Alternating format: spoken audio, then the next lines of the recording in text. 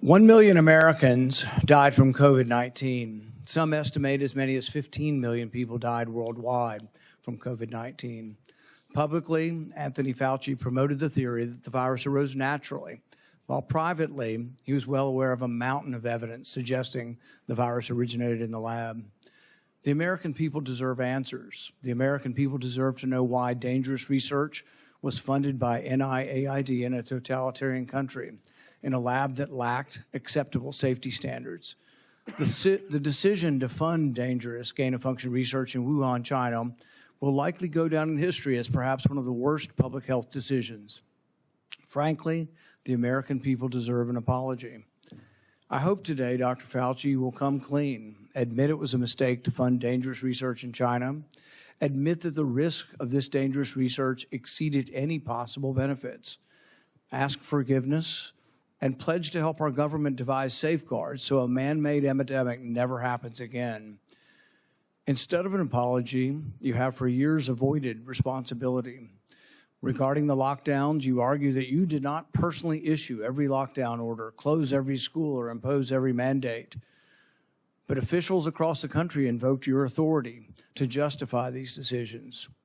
And you presented your recommendations not as judgments open to debate, but as dictates of science itself. Your own words demonstrate that you understood the influence you exercised. On March 14th, 2020, you wrote that the task force recommendations were driven by me, yourself, Deb, and CDC. The next day you wrote that you had convinced Mayor Bill de Blasio to close the New York City schools, so you were involved.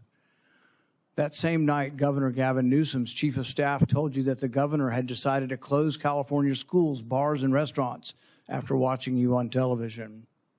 Presidents, governors, mayors, school boards, corporations, and Congress all bear responsibility for the decisions they made. The COVID lockdown, however, could never have been inflicted without you aiding and abetting the crime. Children lost years of education. Small businesses built over a lifetime disappeared. Patients delayed cancer screenings and other medical care. Families were separated from dying relatives. Workers were ordered to accept a medical procedure or lose their jobs. Worship assembly, employment, education, and travel were restricted in the name of science. While you did not impose every restriction, you used your public authority to justify them. While you concluded publicly that COVID occurred naturally, your private record tells a different story. In early 2020, your hand-picked virologist warned that the virus appeared to have been manipulated in the lab. In a conference call concerning the origin of the virus, all but two of the participants believed deliberate insertion was possible. Your concern was not merely theoretical. That same week, you led an urgent effort to determine whether your own agency had funded the research related to these experiments that were now under suspicion. Hours later, your assistant reported that the Wuhan experiments had indeed been reviewed and approved by the NIH. Those were not the actions of officials who believed that a research-related origin was an absurd conspiracy theory.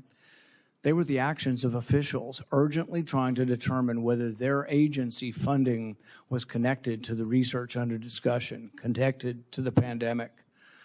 You could not hide that your agency had funded the Wuhan research or your long history of defending gain-of-function research.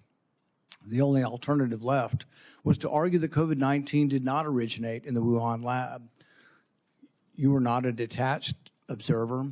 You had an institutional interest in the public believing that federally funded research had nothing to do with the pandemic.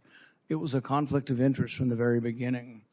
The authors of the proximal origin of SARS-CoV-2 privately had serious doubts about a natural origin. Within days, though, they flipped, and they all wrote in proximal origin that the virus was almost certainly not a laboratory construct.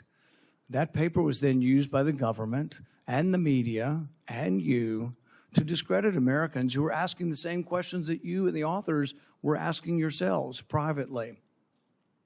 You even cited proximal origin from the White House podium.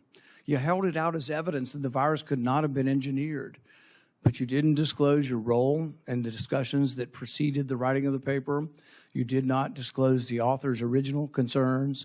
You did not You did not reveal that you had been part of the paper, that you had read and offered editorial comments on the paper before it was published, before you began using it as evidence that it couldn't have originated in the lab. You did not disclose that you had immediately investigated yourself whether NIAID funding might be connected to the research. You did not tell the American people the full story. Duly released private messages indicate that the doubts with the authors and others didn't disappear after the publication. So while this was being waved at the White House to show that it couldn't come from the lab, the authors were still privately continuing to assign a meaningful probability to a laboratory origin, one thing in public and another in private. Some of the same scientists discussed avoiding email and carefully managing communications that might eventually be obtained under the Freedom of Information Act. The pattern is straightforward. Privately, there was alarm, then an immediate inquiry to see if NIAID's possible exposure to funding, then a rapid public declaration of certainty, continued private doubt, and then years of resistance to disclosure. The question is why? The only logical answer is that your primary concern was avoiding culpability. Your primary concern was hiding the fact that you had approved the funding for this dangerous research. Your support of gain-of-function research is extensive and long-standing. In 2011, your agency funded Ron Fauci's laboratory when it mutated the avian flu until it could spread through the air between mammals. This was the tipping point. This is when others became worried. You funded this. You advocated for this. The federal government's own biosecurity board, though, recommended withholding the details of these experiments because of the danger the research posed. People were concerned that publishing it was publishing a roadmap to creating bioweapons around the world. But you sided with the gain-of-function scientist Fauci and argued that the benefits of publishing the research far outweighed the risks. You defended this avian flu transmissibility experiments as critical research. You wrote that even if a scientist became infected and triggered a pandemic, the benefits of the gain-of-function experiments outweighed the risk. In 2014, your agency, NIAID, began funding the Wuhan bat coronavirus work. In 2015, Ralph Barrick and the Chinese scientist Shi Zhengli published NIAID-supported research combining a bat coronavirus spike protein with a SARS backbone. The resulting virus could infect human airway cells. It's a novel virus that now can infect human cells. It gained transmissibility. It gained function. In 2018, the same group of scientists, EcoHealth, Barrick, Shi, and their collaborators submitted the diffuse proposal, which involved the insertion of a furin cleavage site into the coronavirus. DARPA rejected it as too dangerous. When COVID was sequenced, though, early on in January of 2020, within days, scientists discovered that, lo and behold, it had a novel furin cleavage site, just as had been proposed in the diffuse project. This was either an extraordinary coincidence or a smoking gun, evidence that the Chinese had created COVID-19. It made the laboratory origin question more legitimate, and it made your categorical public denials indefensible. On May 11th, 2021, you told the Senate, the NIH has never, ever, and does not now fund gain-of-function research in Wuhan, in the Wuhan Institute of Virology. When I gave you the opportunity to correct the record, to reconsider the statement, you responded that you had never before lied to Congress. We were then told that only the government's narrowest regulation of definition counted here, that you could define gain of function in one way in which this wasn't gain of function, in which all of the common sense of the world would be thrown out, all of the idea that the mice were dying and the virus was more transmissible didn't matter because you had a technical definition that allowed you to fund it. But the real question is, was it dangerous? Was it a wise decision to fund this? And you haven't deviated from that. You've never admitted that it could have been a mistake funding this research in China. The American people weren't asking for a semantics debate over what is gain of function. They were asking, does common sense say this research was dangerous in Wuhan? They wanted to know whether their money-funded experiments in Wuhan that made bat coronaviruses better able to infect humans. The answer is yes. They wanted to know whether NIAID adequately supervised their work. The answer is no. When you defended this research, you described its benefits in the broadest terms. But when Congress demanded accountability, you hid behind the narrowest possible definition. You can't have it both ways. Your conduct concerning federal records raises further questions. It is a crime to destroy federal records. Yet our investigation reveals your assistant diligently reported that she deleted tons of emails. In 2024, you testified that you did not delete federal records. Who's telling the truth, you or your assistant? The committee has obtained repeated instructions from you telling federal officials to delete communications. On February 2nd, 2020, one day after Origin's call, you told Francis Collins, please delete this email after you read it. The committee asked for your voluntary cooperation to come today. Your appearance had to be compelled by subpoena. You're here today under duress. You are here today because of the court ordering it. President Biden issued you a sweeping pardon extending back to 2014, the same pardon he gave to his son Hunter. A pardon may protect a person from criminal prosecution, doesn't rewrite history. It does not erase documents. It does not convert a misleading statement into a truthful one. And it does not prevent Congress from establishing what happened. There will be another pandemic. There will be another crisis. And there will again be officials who insist that uncertainty must be hidden for the public's own good. They will demand obedience. They will invoke science. I am the science, as though it were a commandment. They will argue that government officials cannot be questioned because questioning them would undermine public trust. They have it backwards. It is secrecy that destroys trust. It is arrogance that destroys trust. It is censorship that destroys trust. And it is the refusal to admit error that destroys trust. That loss of trust may be your most damaging legacy. Trust can't be ordered. It has to be earned. No scientist is above scrutiny. No government official is beyond accountability. And no public servant has the right to treat the suffering of millions of Americans as a footnote to his preferred version of history. I now recognize Senator Peters for his opening remarks. Thank you, Mr. Chairman. The Senate Homeland Security and Governmental Affairs Committee has a long and a very proud history of conducting serious oversight on behalf of the American people. When this committee has been at its best, Democrats and Republicans have worked together to investigate complicated issues, to follow the facts wherever they may lead, and produce recommendations that actually strengthen our nation's security and improve government functions.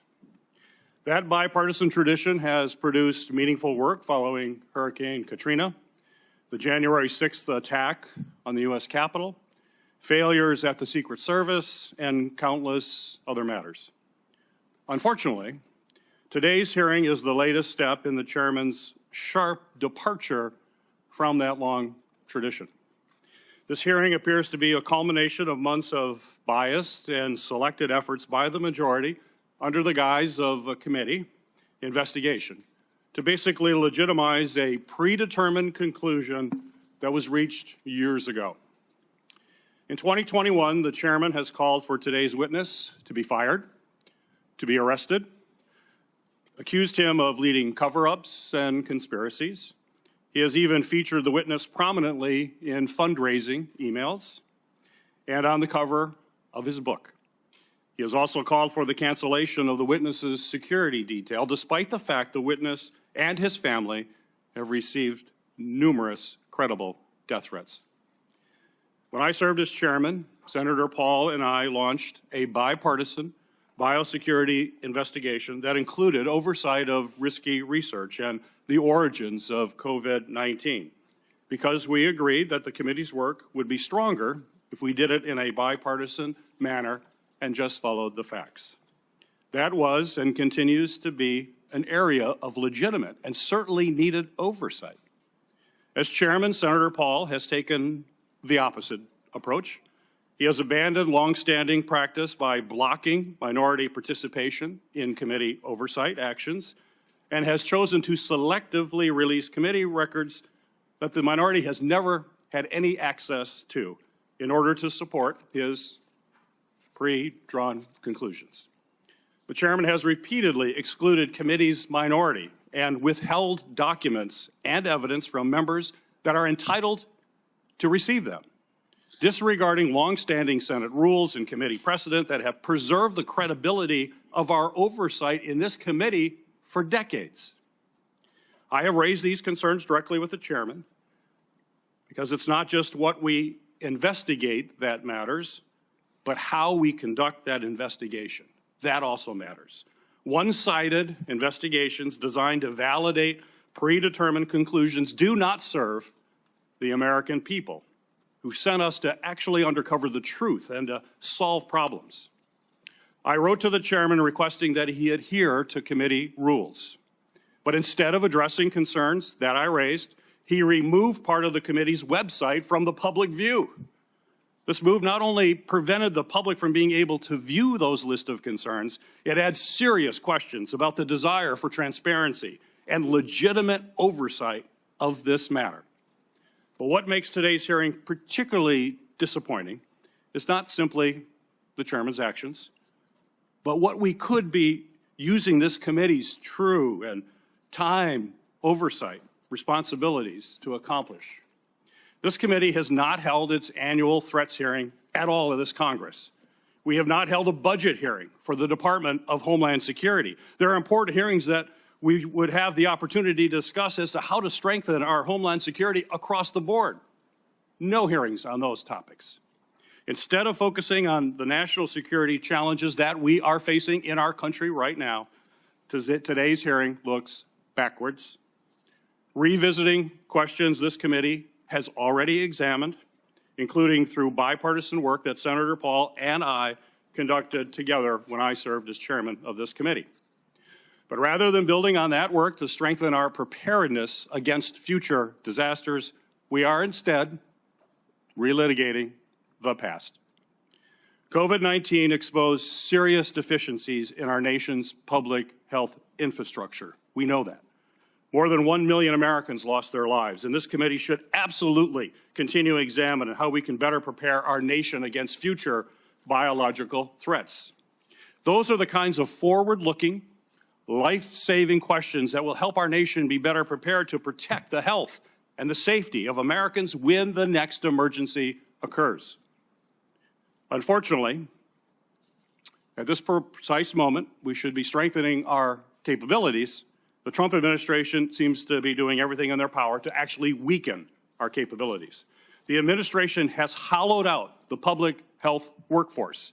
They have fired, pushed out, and cut funding for public health personnel, shrinking the CDC workforce by a quarter. Thousands of experienced scientists have left government service, and with them has gone critical institutional knowledge that cannot be easily replaced, certainly not quickly replaced. The administration, thanks to political operatives like Russell Vought, has slashed or illegally withheld funding for life-saving medicines and cutting-edge technologies that let us rapidly develop them during an emergency.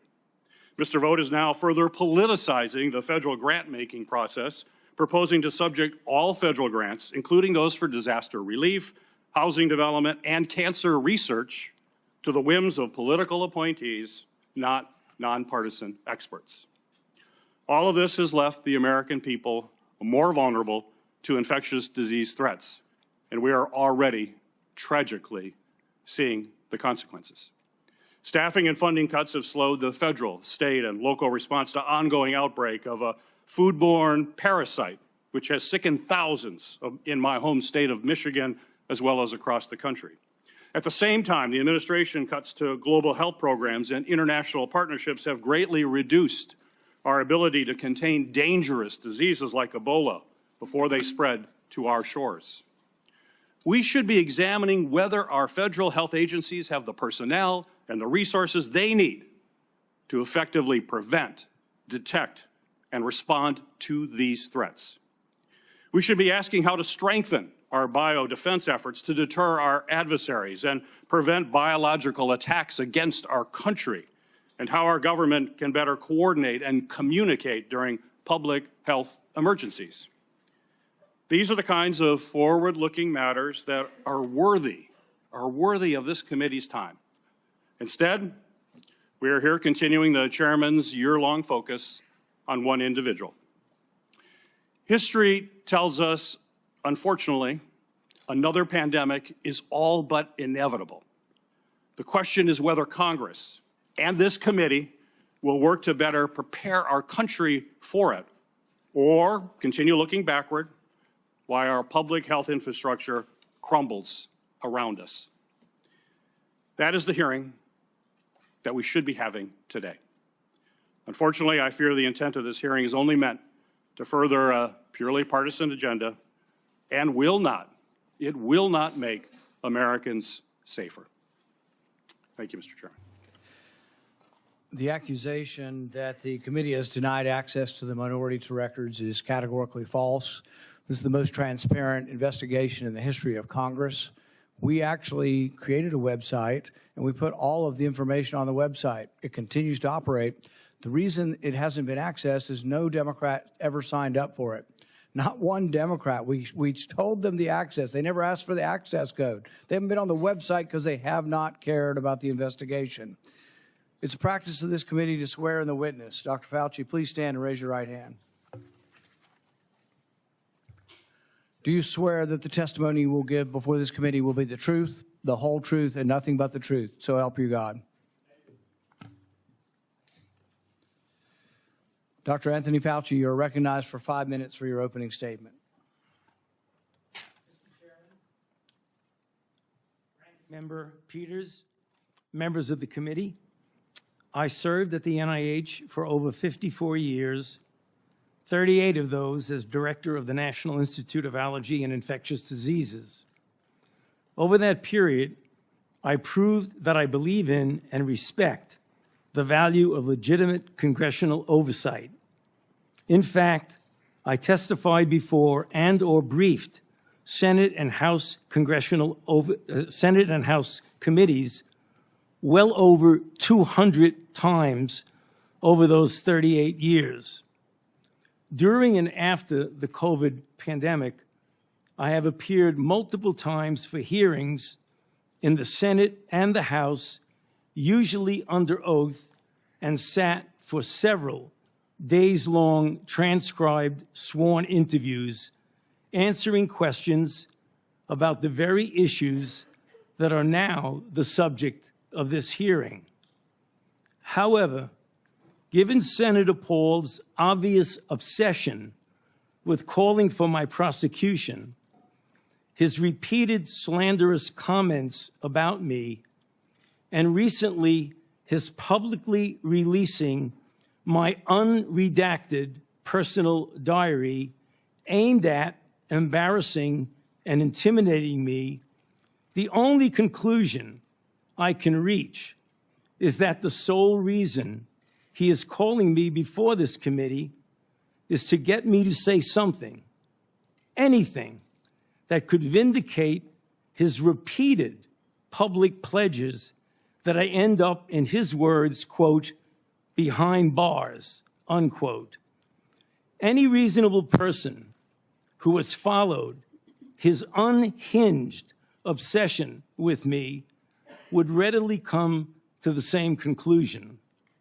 Therefore, although it pains me to do so, because of the respect I have for the legislative branch of government and my decades-long record of cooperating with Congress, under the advice of my attorneys, I will invoke my right under the Fifth Amendment of the Constitution to refrain from answering your questions. Thank you. We will now begin a round of questioning. Dr. Fauci, your testimony today is compelled by a lawful subpoena. As you know, it's a crime under 18 U.S.C. Section 1001 to knowingly make a material false statement to Congress, with a penalty up to 5 years of imprisonment. Understanding that you are under oath, The American people would like to understand your reasoning, your rationale for why you chose to fund the research in Wuhan. There have been, intelligence agencies, the CIA, the FBI, the DOE, have all come to the conclusion that more likely than not, the virus came from the lab in Wuhan. And so we'd like to know what was the rationale, what was the discussion, how, what went behind the decision to fund the research in Wuhan. How did you come to the conclusion that a totalitarian country would be capable of doing this in a BSL-2 lab, a lab that lacked the security? What was the reasoning? And are you sorry, basically, for making the decision? Would you, given another chance, say, well, gosh, circumstances now, as I know it, maybe it wasn't a wise thing. Can you explain to the committee why you chose to fund this dangerous research in China? On the advice of counsel, I respectfully decline to answer based upon my rights under the Fifth Amendment of the Constitution. In the red folder on your table is a copy of Section 192 of Title II of the U.S. Code. Your counsel has been provided a copy as well. That section makes it a crime for a witness appearing under subpoena to refuse to answer any questions pertinent to the question under inquiry. Do you have that in front of you? On the advice of counsel, I respectfully decline to answer based upon my rights under the Fifth Amendment of the Constitution. Let the record record that the witness has refused to answer whether there's a folder in front of him based on his Fifth Amendment right. It is true that you're appearing under direction of our subpoena to provide testimony on matters under consideration by the committee, including the origins of COVID-19, risky life sciences research, and your tenure as a federal government employee. Additionally, you've been provided a full and unconditional pardon dated January 19th, 2025, for any offenses against the United States which may have been committed or taken part from January 1st, 2014 through the date of the pardon for a 10-year period, arising from or in any manner related to your service as director of the National Institute for Allergy and Infectious Diseases, as a member of the White House Coronavirus Task Force or the White House COVID-19 response team, or as chief medical advisor to the president. Have you refused this pardon, or do you have any reason to believe this full and unconditional pardon, this grant of immunity, would somehow require you to plead the Fifth Amendment? On the advice of counsel, I respectfully decline to answer based upon my rights under the Fifth Amendment of the Constitution. Based on the facts presented, I'm going to direct you to answer the questions. The committee has issued a valid subpoena. They have requested your presence here. The questions are very pertinent to your decision-making as head of NIAID, as well as a chief advisor to the president. Do you still refuse to answer the questions? On the advice of counsel, I respectfully decline to answer based upon my rights under the Fifth Amendment of the Constitution. Let's do the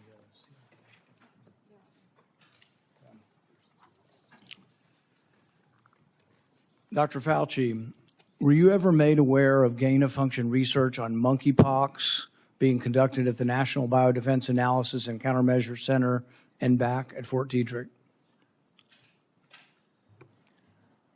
On the advice of counsel, I respectfully decline to answer based upon my rights under the Fifth Amendment of the Constitution. Dr. Fauci, did the CIA ever transfer funds to NIH under an interagency agreement? On the advice of counsel, I respectfully decline to answer based upon my rights under the Fifth Amendment of the Constitution.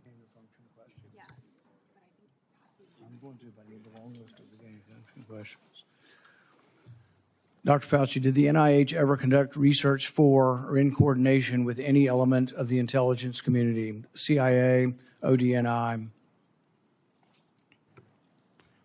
On the advice of counsel, I respectfully decline to answer based upon my rights under the Fifth Amendment to the Constitution.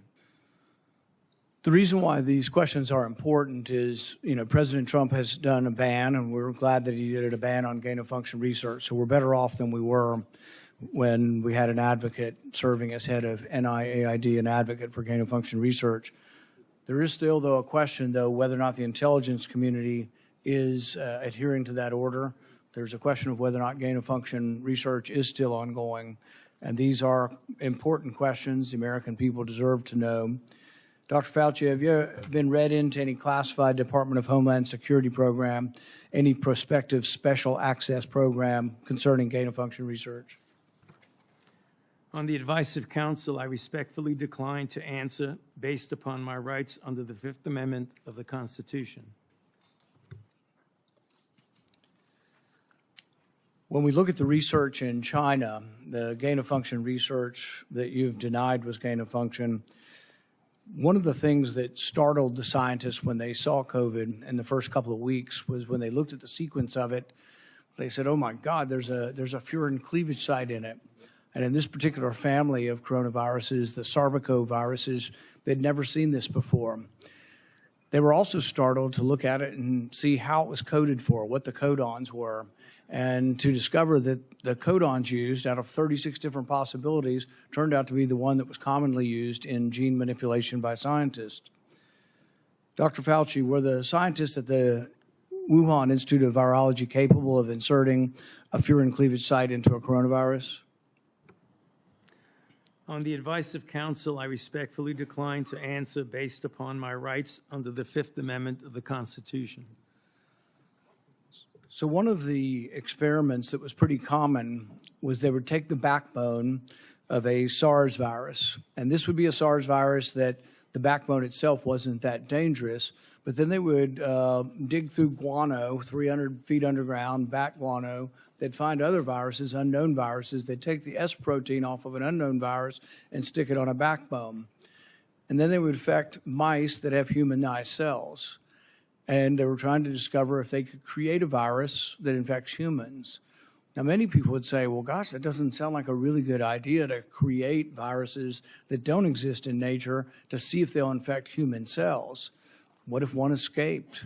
What if you keep infecting this and do serial passage, you actually adapt the virus to be infectious to humans?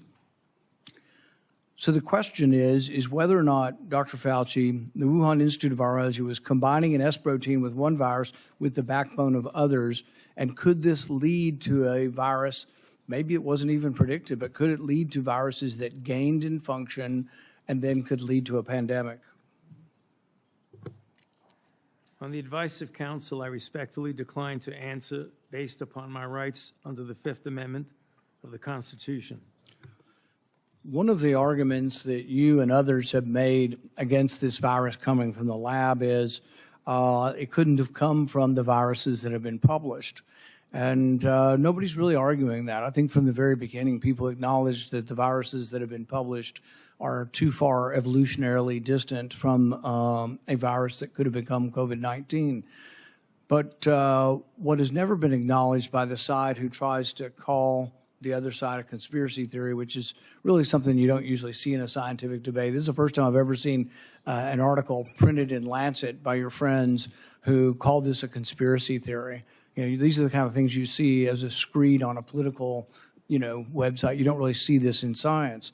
But when they release this as being a conspiracy theory, we're wondering that when you do this, when you combine these viruses and are able to grow them in humanized cells, whether or not this kind of risky research, whether you call it gain of function or not, whether you use the definition of gain of function, whether this kind of research should have had more scrutiny. I think in your House testimony, you testified that you never traveled to China and that you were unaware that anybody at NIH ever examined the labs, that you trusted the Chinese scientists. I think you said that even recently, that with your discretion, you trusted the Chinese scientists.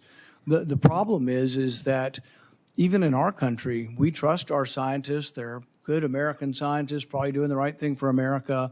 But at the same time, we oversight to make sure it's not dangerous research, but we also investigate the lab. I believe Fort Detrick was one of our main labs, was closed down in the last year or two because of, research institute, a research incident that was dangerous with dangerous pathogens. And so the American people would want to know, How could you approve this dangerous research in China, say that you trusted the Chinese scientists, and then in the end, you had to admit that you'd never been there, and none of your inspectors had ever been there? Dr. Fauci, had any of the labs where this dangerous research was occurring, were any American lab oversight or lab investigators, did they ever appear in these labs to make sure that they were safe labs? On the advice of counsel, I respectfully decline to answer based upon my rights under the Fifth Amendment to the Constitution. So one of the main theories for those who have looked at this being created in the lab was the idea that could have come from a virus not previously published. Dr. Fauci, are you aware that Dr. Shi, who worked for the Wuhan Institute of Virology, was said to, and I think in her own words, to have over 100 viruses that had not been previously published that could have been a close enough relative to create COVID-19? Are you aware of that? On the advice of counsel, I respectfully decline to answer based upon my rights under the Fifth Amendment to the Constitution. Under your testimony previously, when you denied ever having funded gain of function in China, it was so adamant as to be striking, to leave no room for any interpretation of what is or isn't gain of function research. But there's another important question. Did you fund gain of function research in other biolabs around the world? On the advice of counsel, I respectfully decline to answer based upon my rights under the Fifth Amendment to the Constitution. The one research project that we do know you did fund is the one that Ron Fauci did. And it's important to talk about because this sort of was the beginning of the debate over gain of function. And this wasn't just me. I wasn't even aware of the debate 10 years ago. This was other scientists. Over 200 scientists at the Cambridge Working Group signed a protest because they didn't think you should fund the research, and they didn't think it should even be published because it was sort of a roadmap as to how to make a bioweapon. So what they did was the avian flu, and this is important. It may be the most important question we get to here today. The avian flu has about 50% mortality for humans. The good news, though, about animal viruses is they don't infect humans very well. It will infect humans, but doesn't go human to human very well.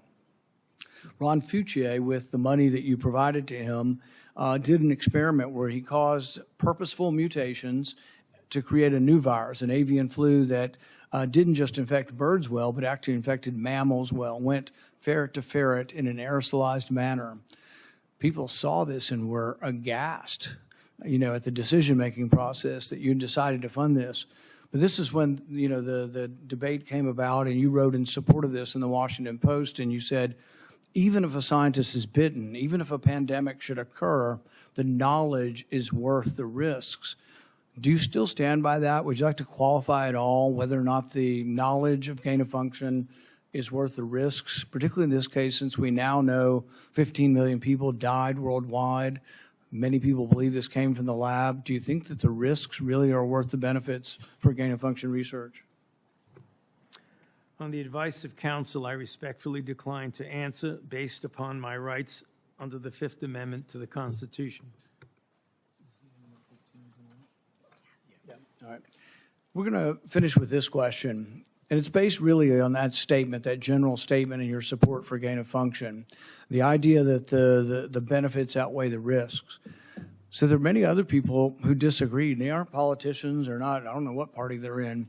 David Relman is probably one of the most esteemed, and he is a scientist at Stanford. He, I think, has classified clearance. He's been a consultant to our government probably for a decade or more. And he's written about this publicly. He says the opposite. He said that the risks of this research do not outweigh the benefits. He said the risks, we shouldn't do it. Richard E. Bright, who's been involved in this debate for 2 decades, says the same thing. Says we really shouldn't be doing this at all. There's a quote also by, the Kevin Esfelt quote, is that at the very end?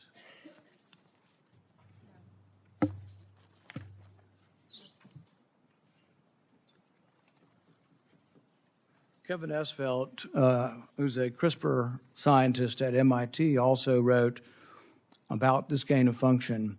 I implore every scientist, funder, and nation working in the field, please stop. No more trying to discover or make pandemic-capable viruses. No more experiments likely to disseminate blueprints for plagues. Dr. Fauci, would you like to at least answer this one question for us today and let us know whether or not you've changed your mind on whether or not the benefits of gain-of-function research outweigh the risks? On the advice of counsel, I respectfully decline to answer based upon my rights under the Fifth Amendment to the Constitution. The chairman has denied your assertion of privilege and directed you to answer, but you nonetheless refuse and stand on privilege despite the existence of the pardon. The committee will have to consider after this hearing what appropriate action should be taken against you for the failure to testify after being directed to do so. It's against the law to obstruct an investigation of Congress. There will be repercussions to your refusal to testify today. Senator Peters.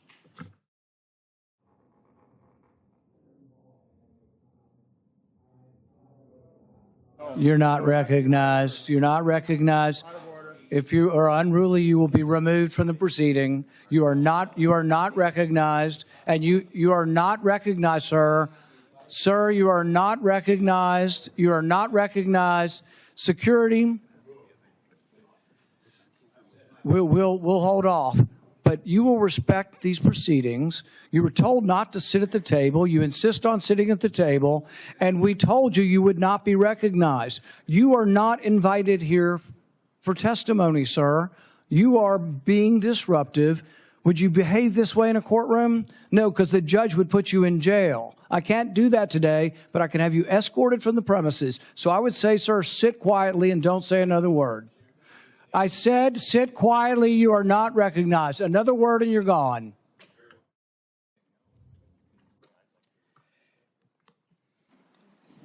So, Mr. Chairman, I'd like to hear what the attorney has to say. He is not recognized by the committee or the chair. If he speaks again, he will be removed from the room. This testimony is from Anthony Fauci. This is not a game with his lawyers. He can advise. His lawyers can give him advice. He's got a half dozen here. They're all allowed to talk to him. Yes. All right? Yeah. But the attorneys are not recognized. In fact, the attorney was told not to sit at the table, and he's not obeying that recommendation. There's a row behind you, sir. That's where you were told to sit, and you're not. And now you're disrupting the proceedings.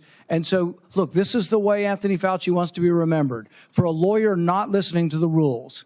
That's the way you want to be remembered, and that's what you're going to do. You are not recognized, sir. Security, please remove him from the room.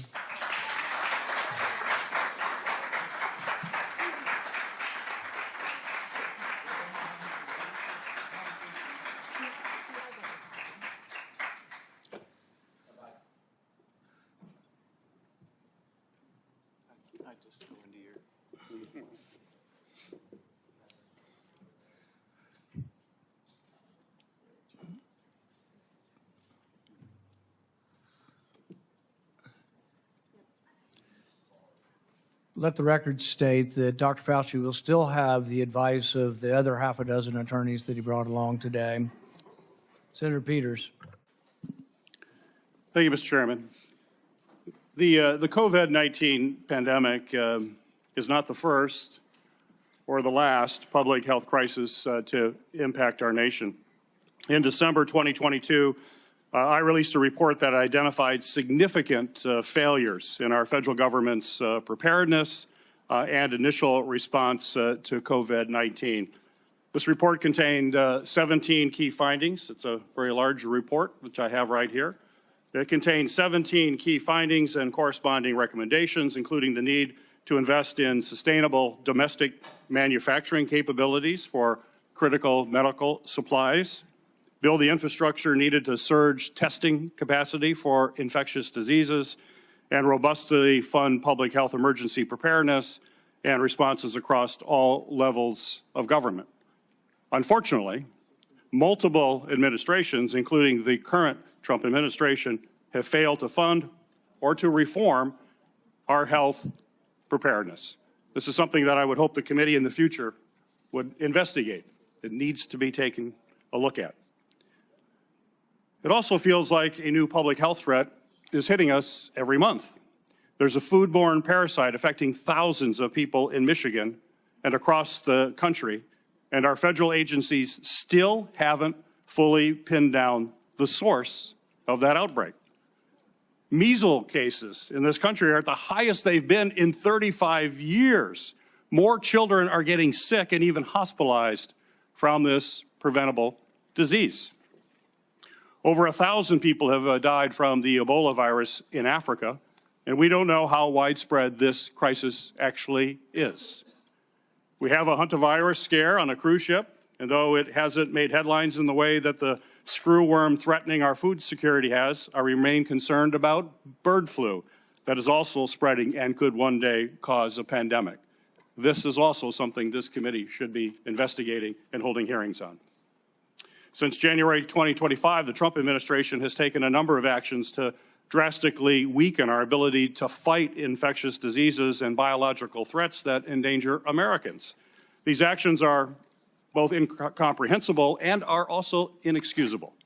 They include slashing funding for public health and infectious disease research, canceling contracts for cutting-edge vaccine technology, shutting agencies responsible for tackling infectious diseases around the world, firing thousands of federal employees with keeping our communities and our medicines and our food supply safe, and injecting political appointees in what should be non-political grant-making functions. That is something this committee should be looking at. I could go on. I could go on all the topics that we need to be looking at moving forward to protect this country. We're not doing that in this committee. That's what this committee was designed to do. It's what it has done throughout history. It has done it in a bipartisan way. We should get back to that and think about the future of this country and keeping this country safe. When a crisis like COVID-19 strikes, we have an obligation to examine what went right and what went wrong to provide accountability for the American people. Congress certainly has done that. Between the House and Senate, nearly 20 different committees, including this committee, as I mentioned, have conducted oversight of the COVID-19 pandemic, conducting transcribed interviews, holding dozens of hearings, and released more than 10 reports. Today's exercise, unfortunately, is a stark departure from those largely bipartisan, legitimate efforts. The chairman has shut the minority out of participating equally in these efforts, withheld information, selectively released documents, actions that completely undermine the credibility of this investigation. I will enter a record without objection, Mr. Chairman, a letter that I sent to you that detailed all of those areas that we have concern with and where we were shut out. Without objection. We'll provide other details as well. I think today's hearing, unfortunately, does real damage. It's tempting to turn one person into the scapegoat for a crisis that hundreds of officials across both the Trump and the Biden administration were responsible for handling. And it does so in a way that people that are facing death threats. This is only going to, unfortunately, deter other scientific experts from public service to understand that this is what they would have to go through as they provide their advice to us. We're not going to make our nation safer, and I hope that we can restore, by doing these kinds of activities, and I hope that we can restore our legitimate bipartisan oversight that's going to help strengthen our public health and pandemic preparedness and other homeland priorities. That's what this committee needs to focus on. It hasn't the last year and a half. Let's hope it does in the future. Thank you, Mr. Chairman. Senator Johnson. Thank you, Mr. Chairman. Dr. Fauci, I hope the American people listen very carefully to Chairman Paul's opening statement. I think it's a stunning indictment of the actions you've taken that have been so destructive to global health. I certainly understand why you needed a pardon. I certainly understand why, on the advice of counsel, you're not answering any questions, because I think it would be almost impossible for you to answer the questions truthfully without really demonstrating what you did, your culpability, self-incriminating. We have, all of us, has prepared a lot. I've been deluged with questions to ask Dr. Anthony Fauci. that there are so many legitimate questions that deserve answers, and now you're not willing to provide those answers. So with my limited time, I'm going to talk about things that my investigation have revealed that have not been adequately answered and, quite honestly, haven't been adequately covered by the legacy media. I'll kind of combine the questions into kind of one, but I certainly, let's put up the last COVID chart. I was warned pretty early on about the dangers of the experimental gene therapy that you've called a vaccine, but it really falls under the definition of gene therapy. So I was going to ask you, were you carefully monitoring the safety surveillance systems like VAERS and vSafe that literally were deluged with complaints? Currently, worldwide, there have been almost 1.7 million adverse events reported to the VAERS system. Of those, over 39,000 were deaths.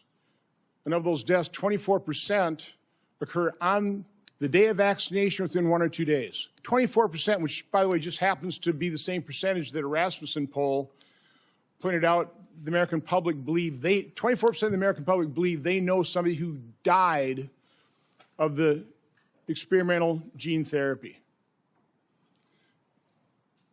So, again, I was certainly interested in asking you whether or not you were following this as carefully as I was. It was not my responsibility to follow safety surveillance systems, but I did. And by the way, when I published, this is actual government information. When I published it and people had me on their shows, they would be censored by Facebook. They would be deplatformed. I think largely at the behest of the actions you took to make sure that disinformation wasn't spread. This wasn't disinformation. This was the truth. So I was going to ask you whether you knew Dr. Marks. I think you do know him. He's the head of CBER. He's the man who is in charge of approving vaccines and surveilling for the safety. My investigation shows that on March 1st of 2021, less than 3 months after the emergency use authorizations, he was warned by Dr. Anna Scharsman, data mining expert, that the algorithm they were using to analyze VAERS data was going to hide in mass safety signals. 26 days later and 3 months consecutively after that, they did data runs with a new algorithm that unmasked those safety signals. They showed dozens of safety signals, including sudden cardiac death, cerebral artery occlusion, basal ganglia stroke, agonal rhythm, Bell's palsy, and pulmonary infarction. Your diaries now show that you actually suffered pulmonary infarction in, I think, probably June 2021. I was just wondering whether it ever went through your mind that maybe that injection, all those boosters you took, might have caused that. And the question I was going to, and I'll ask this question, were you ever made aware of the fact that Peter Marks was warned that the algorithm was going to hide the safety signals? And were you told that senior FDA officials were given shown dozens of safety signals associated with the COVID injection? On the advice of counsel, I respectfully decline to answer based upon my rights under the Fifth Amendment to the Constitution. Next area I want to go through is in that same month of March 2021, an employee at NIH, Dr. Nath, led a team of researchers who were diagnosing and treating individuals who'd never had COVID but were severely injured by the genetic therapy injections. Dr. Nath told those individuals, stay quiet. We want to make sure that we gather all the information and then release it to doctors so they can treat people like yourself. There was a concerted effort, and I'll enter this into the record. It appears inside NIH to quash Dr. Nath's publishing of that study. It finally was put on a preprint server with telling no one, and I think about May of 2022. I think what's noteworthy about this is Dr. Nath told the injured participants that early treatment, early intervention was crucial for them to be treated. And yet within the NIH, they were questioning what was Dr. Nath doing. They didn't want to publish that because, and I want to take time searching for it, because publishing it would create vaccine hesitancy, which is what we continue to hear time and time again, is the reason they didn't promote they lied about the safety signals they were seeing. Throughout the pandemic, I always push early treatment. We've got things in here where, you were really concerned about remdesivir because it was untested, but hydroxychloroquine, yeah, it was an approved drug, maybe some safety issues, but we had a great deal of experience with it. All of a sudden, you have the Surgisphere study. Those retracted within 2 weeks because it was completely false, totally blew up the use of hydroxychloroquine. And then when it comes to ivermectin, which, by the way, because I was contacted by so many people, I referred them to doctors who actually had the courage and compassion to treat vaccine-injured individuals. It works. But I was going to ask you whether you were involved in the FDA attack on ivermectin. You had a interview on CNN on August 29th of 2021, where, again, I just don't want to take time to find the exact quote, but you said there's no evidence that ivermectin is helpful.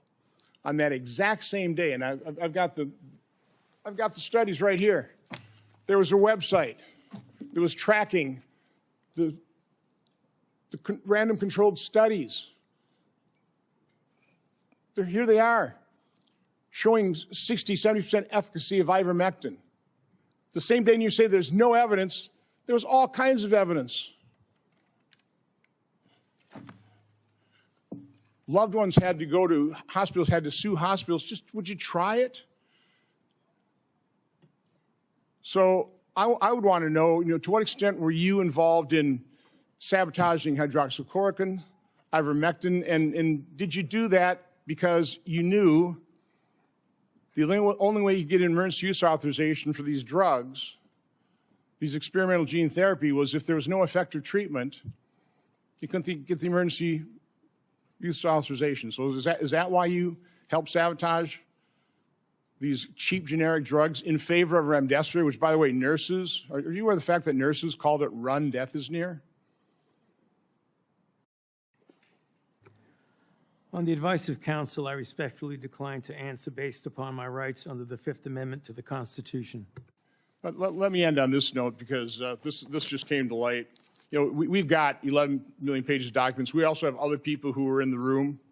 But now we know you actually lied to your own diary. On March 27, 2020, you wrote in your diary, "To my surprise yesterday, the POTUS sent a letter to governors outlining a plan to reopen county by county while monitoring the spread of virus in low-risk counties. This was half-baked and never shown to Deb or I before it was sent out."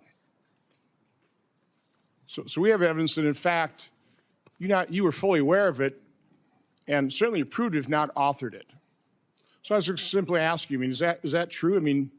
Did you literally lie to your own diary? Did you know of that letter sent out to governors about reopening county by county? Again, Mr. Chairman, I'd ask you to ask the witness to just answer that one simple question.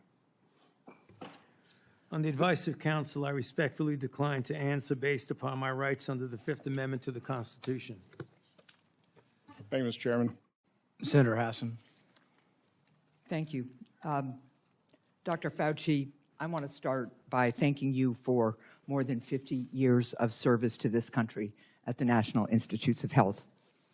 And it is unfortunate that you have been put in the position that you are in today. And it must be enormously frustrating to know that this hearing is designed to entrap you. It must be very frustrating for your attorneys to hear the chair's mischaracterization of the legal issues and posture that impact your decisions at the witness table today. Meanwhile, I was going to ask you a series of questions about things that are relevant right now to the people of the United States about the state of public health in this country. Since President Trump took office in 2025, more than 4,500 cases of measles have been reported. That is more cases in the year and a half since Donald Trump has been president than were reported from 2000 to 2024 combined. Children are dying because there has been increased vaccine hesitancy, fueled by Robert F. Kennedy Jr., the Secretary of Health and Human Services, and frankly, his entire administration. Thousands of people in the United States of America have been sickened by a foodborne parasite, and the outbreak is nowhere near under control, as staffing at the FDA and other critical public health entities has been slashed by Russell Vought and Elon Musk. Last year, the National Institutes of Health awarded 201 fewer grants compared to the previous years. 207, I am corrected, compared to previous years. As those grants were either canceled or delays, especially at the beginning of the Trump administration, I can tell my colleagues what the impact was on people in New Hampshire, on scientists in New Hampshire, on clinical trials in New Hampshire where people's cancer treatment was interrupted because Elon Musk and Russell Vought know better, they say, than the people at NIH about what to fund. And because they did some sort of word search, it seems, for some of the grants, and boy, oh boy, if you were studying rural health in New Hampshire and trying to understand how to better engage people who need health care in rural America, that was off the table. America is losing researchers and scientists to other countries because researchers and scientists, highly trained, highly qualified, invested in often by the American taxpayer, are finding the hostility from this administration so strong that it interferes with their science, and they want to pursue science wherever that science takes them. I also sit on the Health, Education, Labor, and Pensions Committee. We have had a number of hearings with nominees recently to fill critical spots. One of those nominees is Dr. Erica Schwartz, a brilliant woman, medical degree, biomedical engineering degree. I think she also told us she has a law degree and a master's in public health. She was a 2-star admiral in the United States Navy, an experienced doctor. And yet, when I asked her if she would push back at Secretary Kennedy, if he instructed her to suspend the promotion of the flu vaccine as he did some point in the last few months, there's an email to prove it, she couldn't answer that question. She either could not, would not, or had been bullied into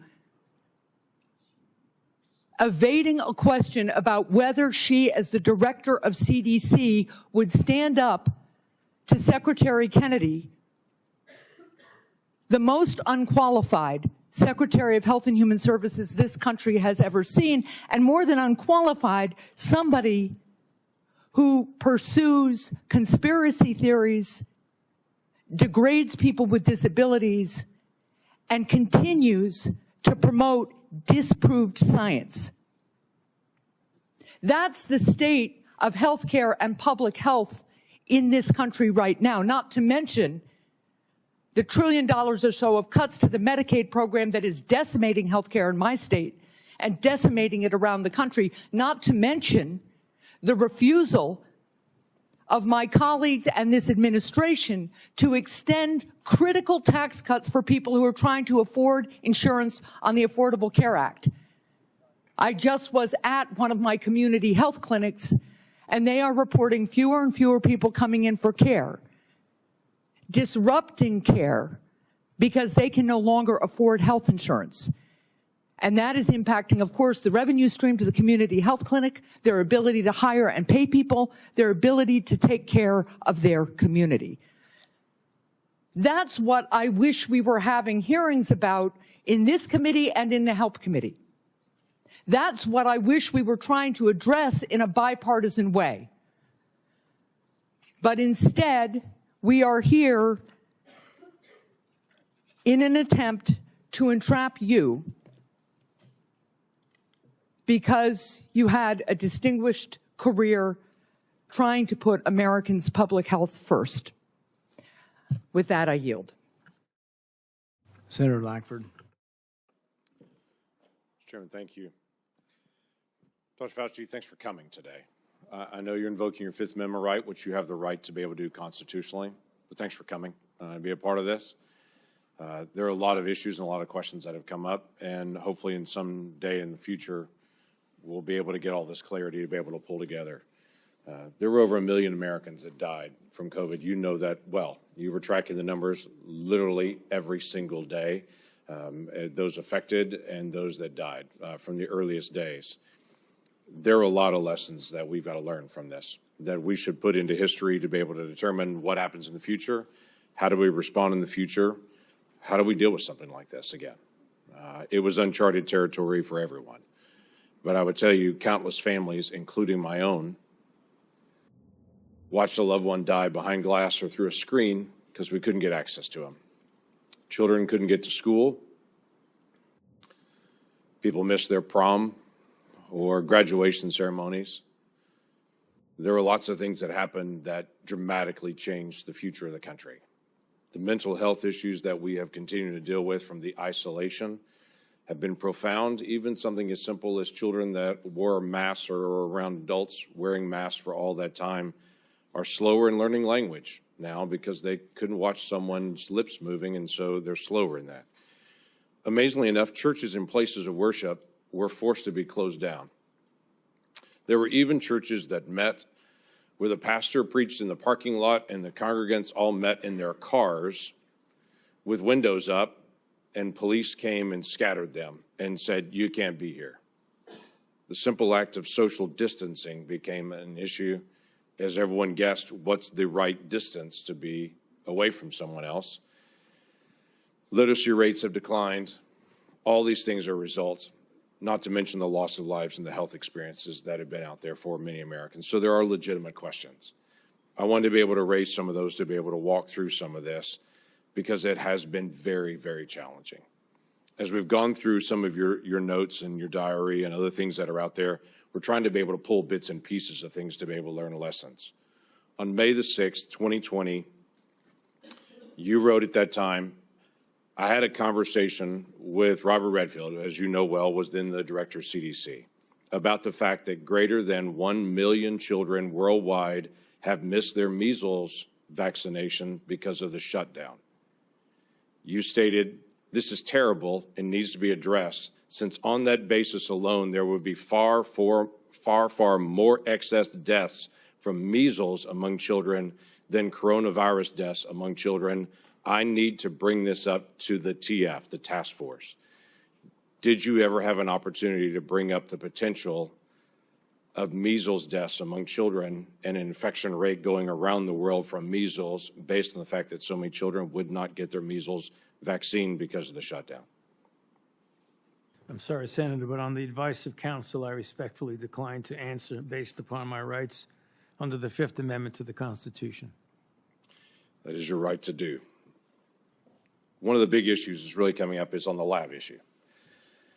This was greatly discussed about whether this came from a lab or whether this came from nature.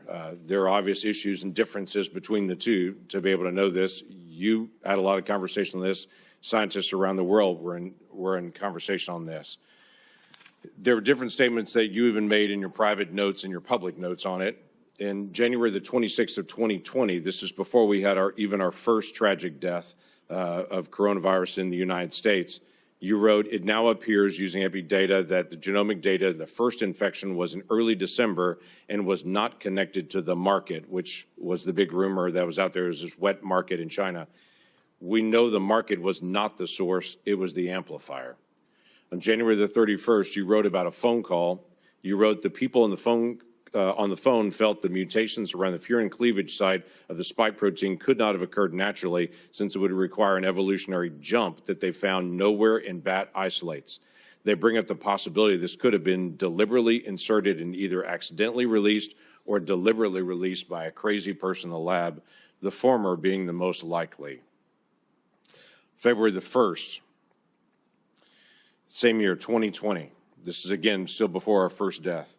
There was not total agreement about the likelihood of deliberate insertion.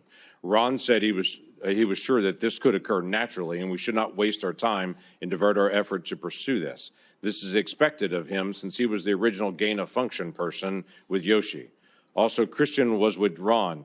The rest felt deliberate insertion was possible, and given the fact that Dr. Jingling Shi at the University of Wuhan has been working for years in gain-of-function in coronaviruses to allow adaptation of the spike protein to bind to the human ACE2 receptor, we could not let this go.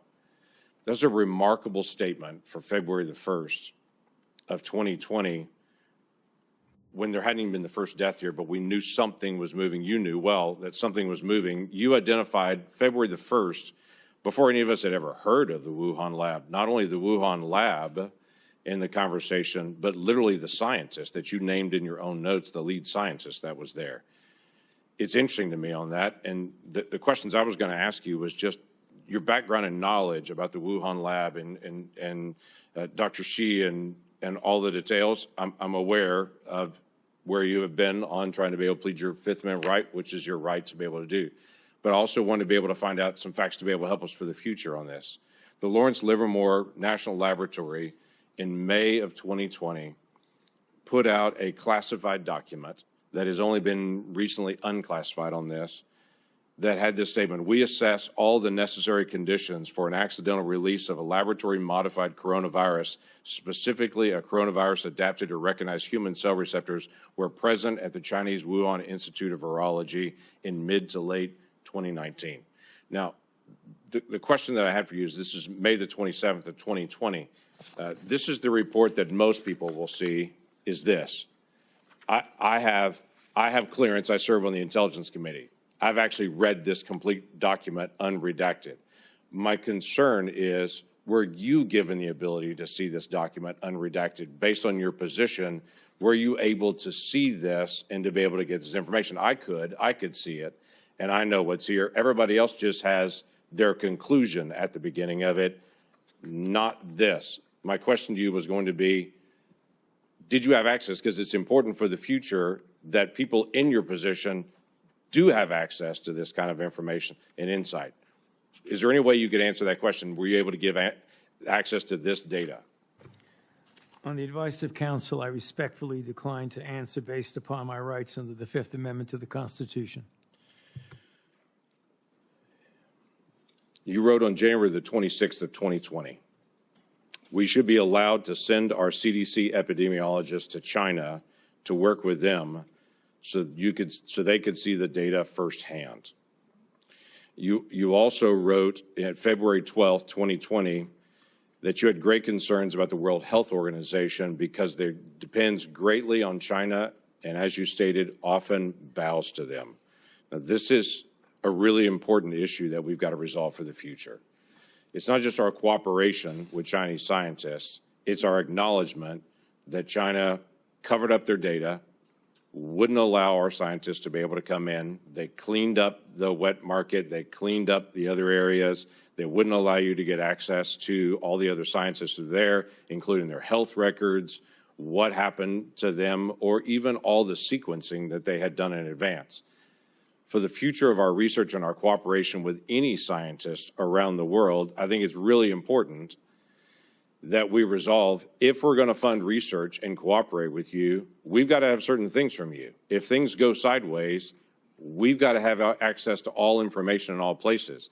You were noting not only that China was affecting the World Health Organization and that China was bending them to their will. And so the World Health Organization was putting out data that you saw, at least at that point, as being from a Chinese perspective, covering up what was going on. But you also noted we weren't able to get access to all this information. We've got to be able to figure this out for the future to be able to make sure that research that is done, we have access to all information. If something goes sideways at some point, which clearly it did at the Wuhan Institute of Virology, and that being, as was noted by many people, the only lab in the world that was doing research like this that had a lower standard of actually their security standards there than many other labs around the world, yet they were doing this very dangerous research. What can we gain, and what advice could you give us to say in a future setting, we've got to make sure that we actually get information from people and we can be guaranteed that we're going to get that insight? Yes, sir. On the advice of counsel, I respectfully decline to answer based upon my rights under the Fifth Amendment to the Constitution. I yield back. Senator Blumenthal. Thank you, Mr. Chairman. I want to go back to the dark days of the coronavirus pandemic, one of the darkest days or times in our history. Hospitals were overflowing. Navy medical ships were docked in the Hudson River. Emergency rooms were forced into unprecedented triaging during the worst week of the pandemic, which happens to have been the last week of President Trump's first term. More than 25,000 Americans died of COVID-19. Easy to forget those dark days. But for the past 18 months, the Trump administration has been engaged in a campaign to rewrite this history. And today's proceeding, I fear, is part of that effort, one of the darkest days in our Senate's history. The Trump administration has launched a baseless set of smears against vaccines that help pull us out of that public health crisis, vaccines that are undoubtedly President Trump's greatest accomplishment. It has slashed funding to local public health departments that were on the front lines of the pandemic. And those healthcare workers are heroes. It has disparaged those heroes as woke or wasteful. And it has used a politicized Department of Justice to target the researchers who helped us track and understand the novel virus. Today's hearing is another page in that playbook, sadly, tragically.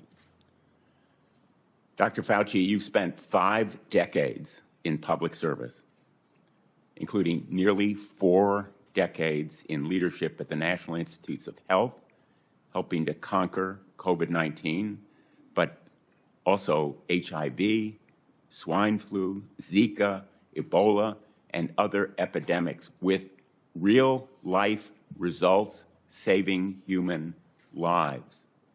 Put aside all the flowery rhetoric that we hear in the United States Senate. Dr. Fauci has saved lives, as have public health officials in the United States and throughout the world. And today, we are demeaning and degrading their life-saving service. Republicans are eager to rebrand you as a villain in order to distract from their own failure to protect Americans from soaring health care costs. They've been rising astronomically in the last couple of years, and from unsafe food, which has caused cyclospora to spread, and resurgent measles as a result of the anti-vaccine policy. This hearing is the culmination of a years-long crusade, which started more than 6 years ago when Dr. Fauci dared to contradict President Trump. The campaign to vilify you, Dr. Fauci, is just one part of this larger campaign against science and facts, a campaign that has made Americans less safe. It is shameful that in a country like ours, a dedicated public service like Dr. Fauci has experienced persistent threats to his life since the pandemic because of the lies that are told about him. His attorney has been gagged, thrown out of this hearing room. But he has written a letter to the chairman that is an explanation for the reasons why Dr. Fauci is, in fact, invoking his constitutional right. It is a right. And I would ask that this letter from David Schertler and Danny Onato be made a part of the record if there's Without no objection. objection. His attorney has also issued a statement within the last half hour, I believe, that sets forth, again, the reasons that he is here to help protect his client's rights. And I would ask that that statement be made part of the record as well, Mr. Chairman. Without objection. Let's be very clear. The Fifth Amendment is a right of everyone appearing before an authority like this one. It should be respected. And the reason that Dr. Fauci has invoked it, in the words of his attorney, quote, during and after the COVID-19 pandemic, Dr. Fauci appeared at least a dozen times for congressional hearings in the Senate alone in answer to questions about the very issues on which you purport to seek information. He has been thoroughly transparent and consistent in providing factual information to Congress, and he is deeply familiar with the processes and protocols of sharing information with the legislative branch. And then, referring to the chairman, this years-long public crusade against Dr. Fauci makes one thing clear. This is not a serious effort to seek information from Dr. Fauci in a transcribed interview for a valid legislative purpose. You are single-mindedly fixated on Dr. Fauci, seeing Dr. Fauci prosecuted for imaginary crimes, and you are so invested in that outcome that you have created a personal brand around it. Those are the words of his attorney, and he cites as well the statements of the chairman, which indicate a clear intent that the result of this proceeding be a prosecution. Quote, the power of some of us must be used for good, like putting Fauci in jail. That's from December 23, 2025.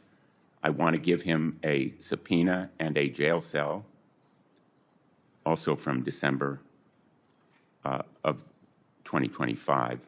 The first was 2024. Those kinds of statements by the chairman of a committee in tweets certainly provide a well-founded fear that the proceeding underway is simply an effort to trap Dr. Fauci in some kind of criminal wrongdoing. That is not the purpose of a congressional hearing, not the valid purpose of a congressional hearing. During some of the dark days in this body, under Senator Joe McCarthy, it became standard operating procedure to seek that kind of prosecutorial objective. We should not be part of a rerun of that kind of effort. This attempt to rebrand one of the most challenging times in our nation's history is a short-sighted act of desperation that will leave us less prepared for the next pandemic. It is an insult to the memory of more than 1 million Americans who died from COVID-19. If there are valid scientific questions about the origins of this pandemic, COVID-19, about the kinds of steps that were taken to counter it, about the need for more preparation, they should certainly be addressed. but not in a show trial, not as part of a continuing vendetta against a single individual. And unfortunately, I fear that is what we are seeing today. America deserves better. Thank you, Mr. Chairman. In no courtroom in America can you have your witness plead the Fifth Amendment and then your attorney gets to testify. That's what that letter is. The attorney's complaining and testifying, saying, he didn't do it, the prosecution's unfair. You don't get to do that. That's one thing you give up when you take the Fifth Amendment. You say, I'm not going to testify. I'm not going to give you any information. You don't then get to put your lawyer forward to justify it. He can do it in the press, but you can't come and testify. He was not invited to testify, and he was out of order, and it was appropriate to have him injected. Senator. Chairman Paul, thank you for doing this. I think I know in my state people have been asking questions about Dr. Fauci for years. So Dr. Fauci, your entry has made clear that you love being a hero, a celebrity, and here having the eyes of the world upon you. You loved every newspaper profile, every photo shoot, every fancy dinner with the elites. To many Americans who lost family members, who lost trust in our federal government, you're not a hero. Unfortunately, you're a villain. You made yourself the story and abandoned the American people to serve your own ego. To begin, I would like to talk about your relationship with David Morenz. He was the senior advisor in the NIAID, Office of the Director, your office, for 16 years. He was your friend. He was a frequent guest at your house. You reportedly co-authored over 50 scientific articles with him. You turned to him first right after COVID-19 first occurred. Earlier this year, the Department of Justice charged him with conspiracy against the United States, in addition to other charges as part of a conspiracy to conceal information and falsify records to suppress alternative theories about the origins of COVID-19. Now, you've publicly kicked this man to the curb, saying, Dr. Morenz was not an advisor to me on institute policy or other substantive issues. So let's start with the use of personal Gmail accounts and David Morenz's relationship with Peter Daszak. David Morenz tells Peter Daszak, president of Equal Alliance, and you've got this in front of you, it's Exhibit 1, and it's already in the record as part of this. It says, quote, P.S. I forgot to say that there's no worry about FOIA.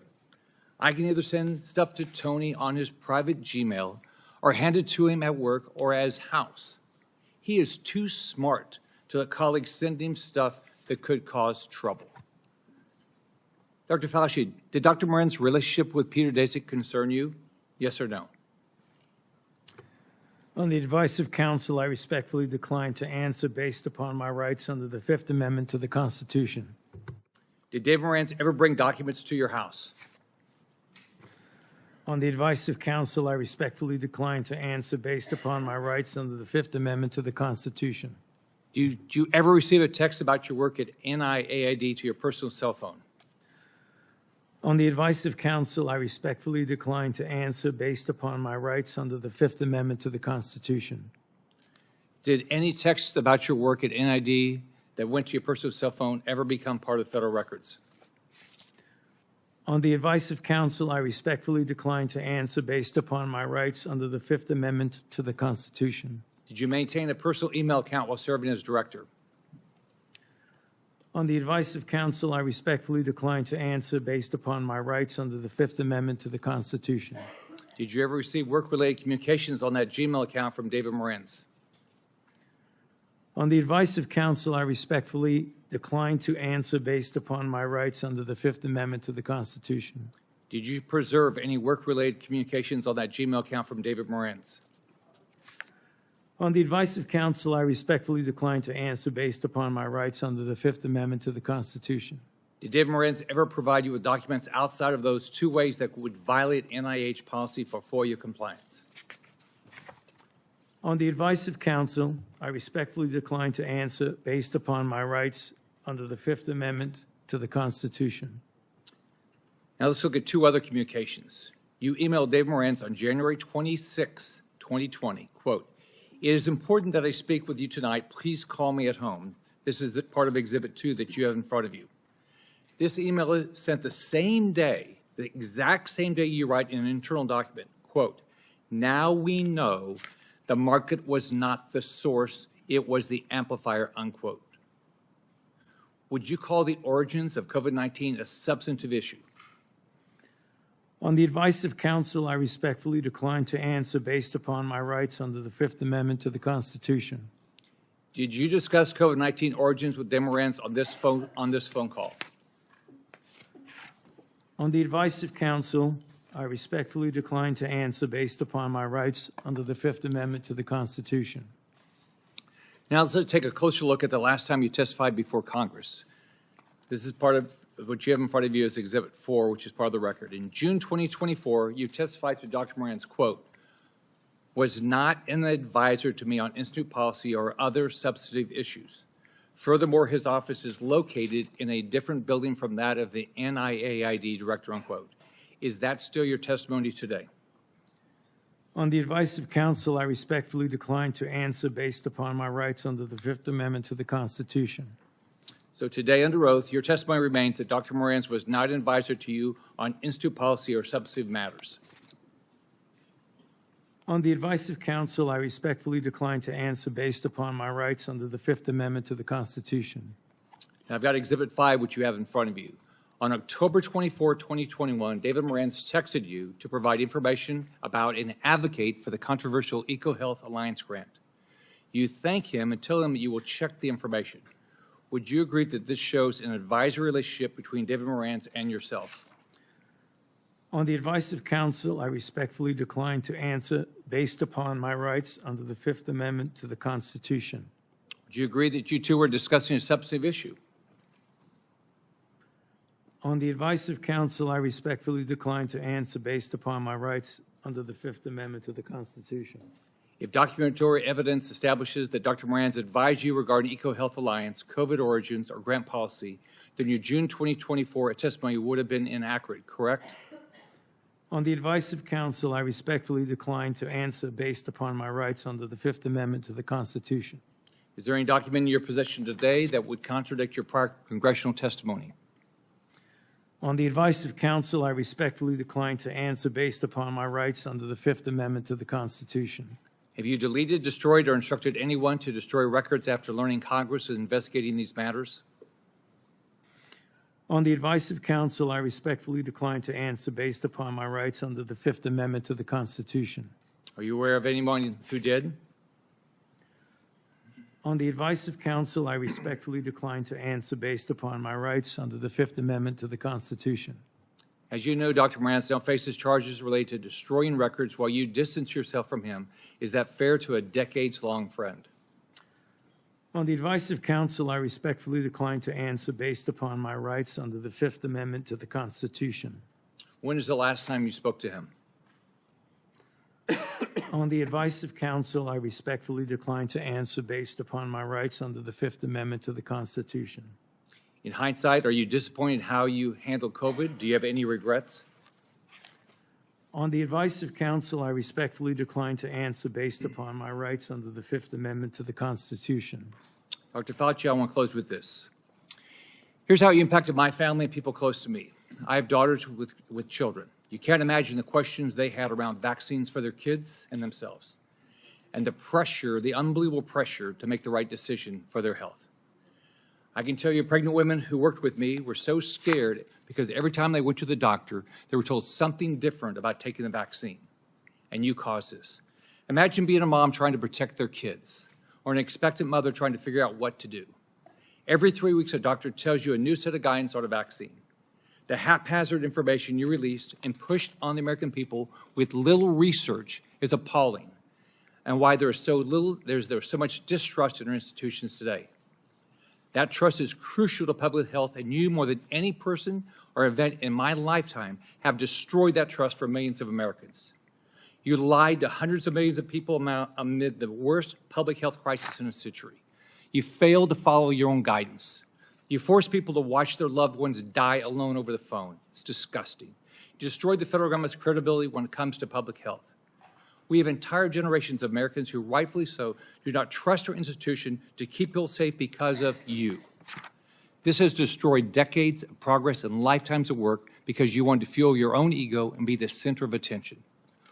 What would you do differently knowing what you know today, Dr. Fauci? On the advice of counsel, I respectfully decline to answer based upon my rights under the Fifth Amendment to the Constitution.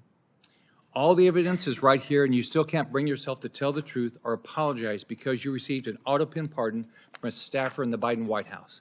If we have another pandemic tomorrow, millions could die because of what you did to make Americans lose trust in their government when it comes to medicine and health care. How many families have you apologized to had to watch their loved ones die alone? You breached public trust, and now you're hiding behind a fraudulent pardon. Your legacy will not be as a man that saved America from COVID, but as a man who destroyed the public trust in America's public health institutions in exchange for 5 minutes of fame. This is how history will remember you. I yield back. Senator Kim.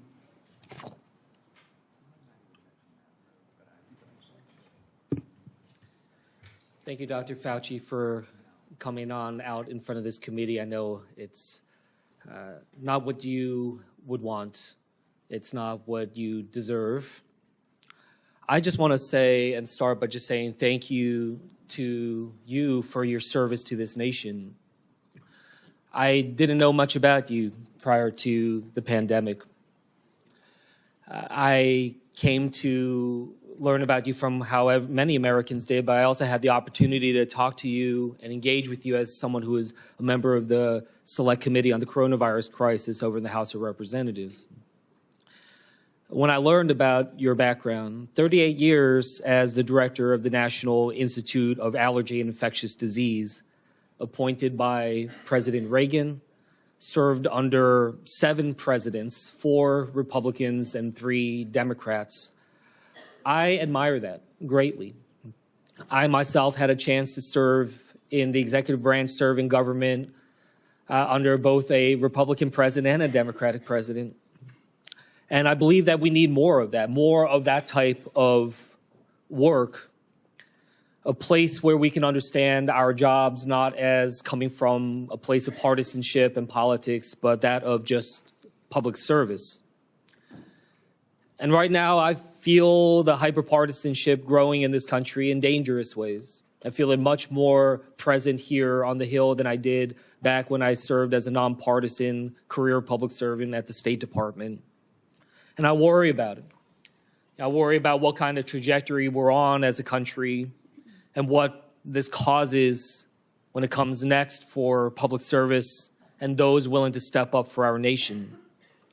And it's not just in the attacks, but we see it brought out with the cuts to funding, to the firing of federal workers, to the demonization of their motivations, people calling our public servants criminals, thinking that they are there solely to undermine others that are trying to engage. I look at it right now.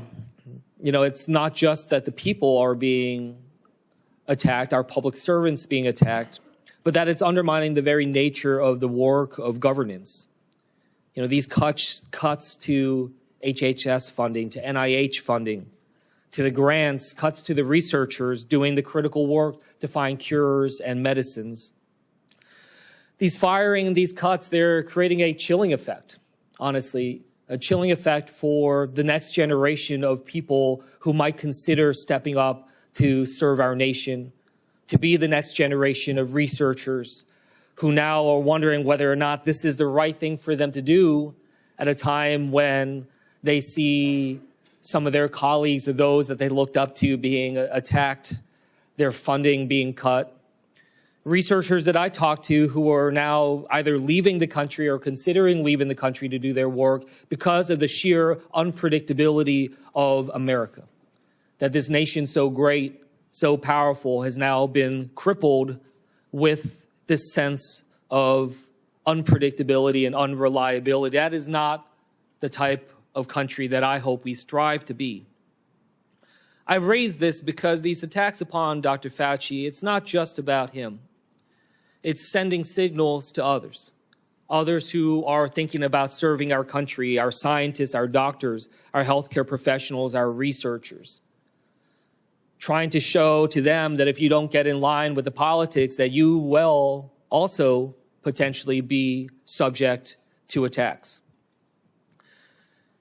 And from the work that he has done, from HIV/AIDS to Ebola to COVID, we've seen him try to engage in these crises. They're not easy, especially when it's a novel disease, when you don't know what comes next, a lot of unknowns, having to make decisions without the full breadth of knowledge we always wish we had in hindsight. But there is nothing perfect, no perfect clarity when it comes to pandemics, when it comes to crises. I worked in national security and wars and crises. I made judgment calls, gave my best advice to generals, to ambassadors, even to a president. Did I get it all right? No. Did I do my best? I did everything I thought I could with the information that I had. The public servants, they do this work because they love this country and that they strive to improve it. It's not an easy job, but it is because there is so much at stake in our country. But these public servants do it because they are in the arena. I just want to end by just reading a portion of this because I think it's important as we're thinking about how to be able to treat public servants through this country, to think through this. And in the words of Teddy Roosevelt saying, it's not the critic who counts, not the man who points out how the strong man stumbles or where the doer of deeds could have done them better. The credit belongs to the man who is actually in the arena, whose face is marred by dust and sweat and blood, who strive valiantly, who errs but comes short again and again, who spends himself in a worthy cause, who at the best knows in the end the triumphs of high achievement, and who at the worst, if he fails, at least he fails while daring greatly, so that his place shall never be with those cold and timid souls who neither know victory nor defeat. Thank you for your service, Dr. Fauci. I yield back. Senator Alling. Thank you, Mr. Chairman. Well, nothing says honesty like taking the fifth, huh, Doc? Let's try something. What day of the week is it today? On the advice of counsel, I respectfully decline to answer based upon my rights under the Fifth Amendment to the Constitution. What color tie are you wearing? On the advice of counsel, I respectfully decline to answer based upon my rights under the Fifth Amendment to the Constitution. What color is the carpet in front of you? On the advice of counsel, I respectfully decline to answer based upon my rights under the Fifth Amendment to the Constitution. Let's just get one thing straight. You don't have any rights under the Fifth Amendment because you've been pardoned, as you very well know. As the Supreme Court has been clear for a century and more, Brown versus Walker, 1896, when he has been pardoned, he may not stand upon his privilege. You know that. Your lawyers sitting behind you now shifting nervously in their chairs, they know it. This isn't about the Constitution. This isn't about the law. This is about contempt. Contempt for this body and contempt for the American people.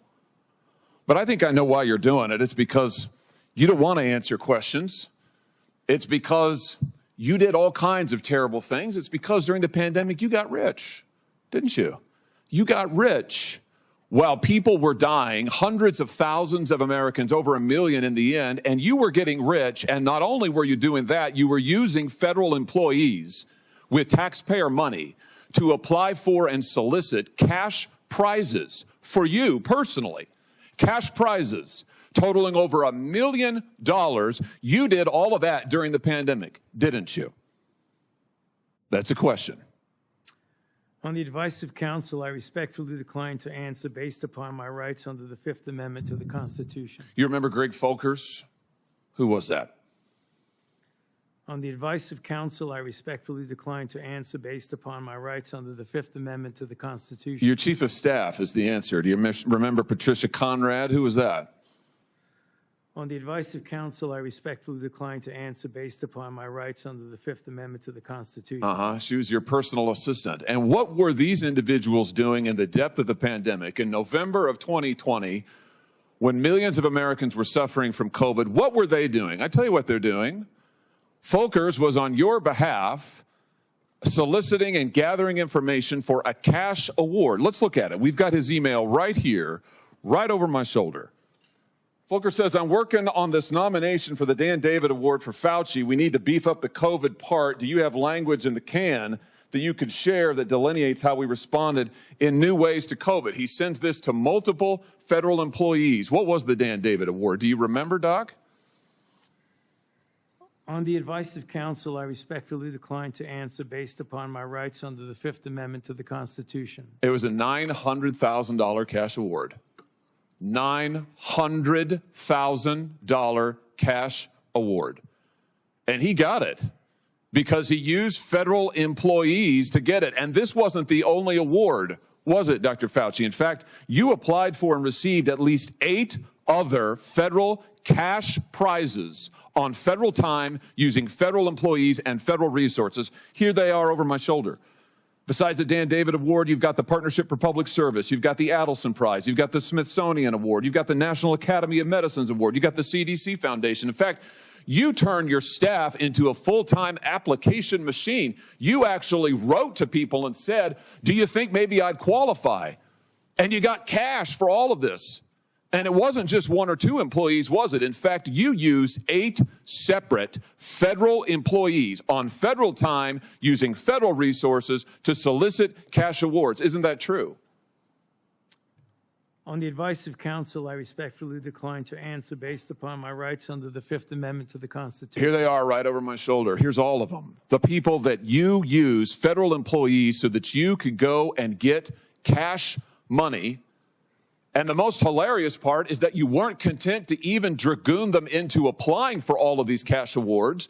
You then had them go out to the ethics agencies and ethics watchdogs and demand that you be able to get the money. That's right. We've got it in your emails.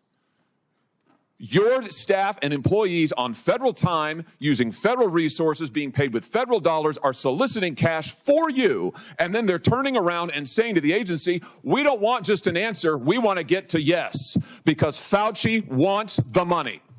He wants it.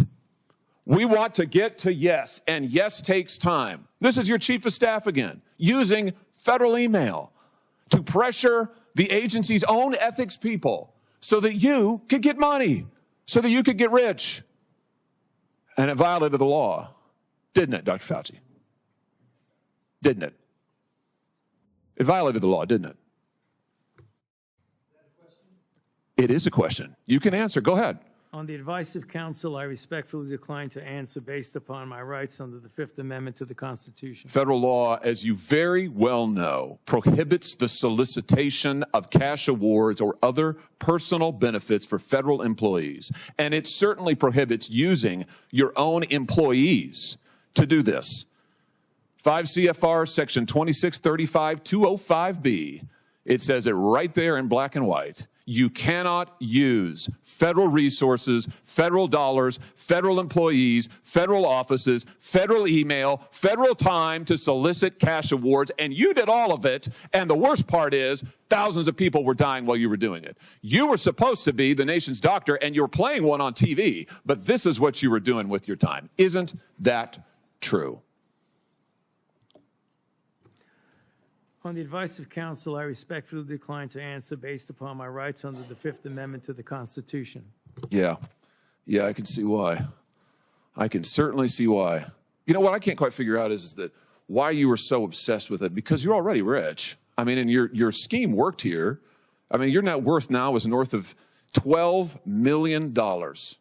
You got over $1 million in cash awards during COVID, during a 12-month, 24-month span during COVID. $1 million you knocked down in cash money using federal resources. Now you're worth more than $12 million. You've got a pension that in its first year paid out north of $400,000 a year. 1 million people dead, you're getting rich. 1 million people dead, you're using federal employees to get cash awards for you. 1 million people dead, and you're here taking the fifth because you don't want to admit that what really happened in all that time was a multi-month, multi-year course of self-dealing.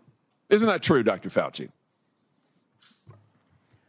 On the advice of counsel, I respectfully decline to answer based upon my rights under the Fifth Amendment to the Constitution.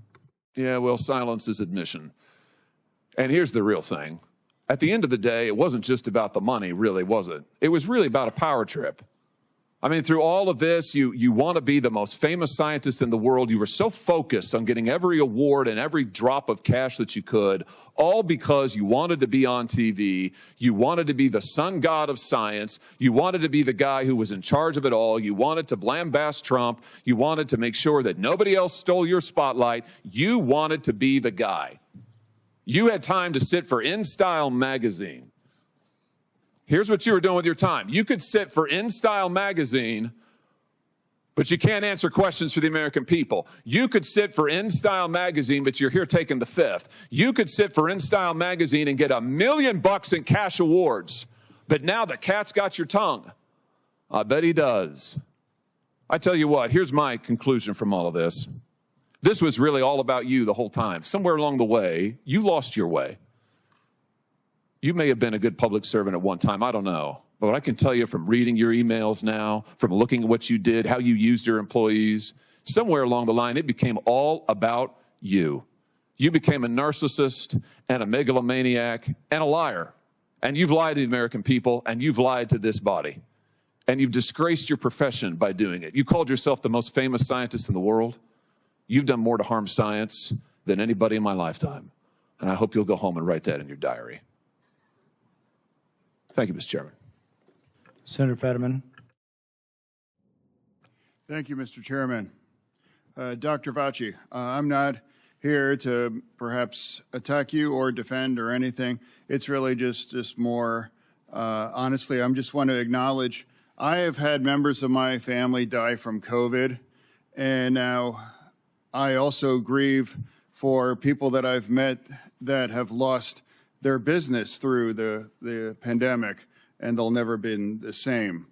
Now, as during the pandemic, I was the lieutenant governor, so we were in the middle of all of that maelstrom, trying to find the right balance between protect life and protect the economics and for all of it.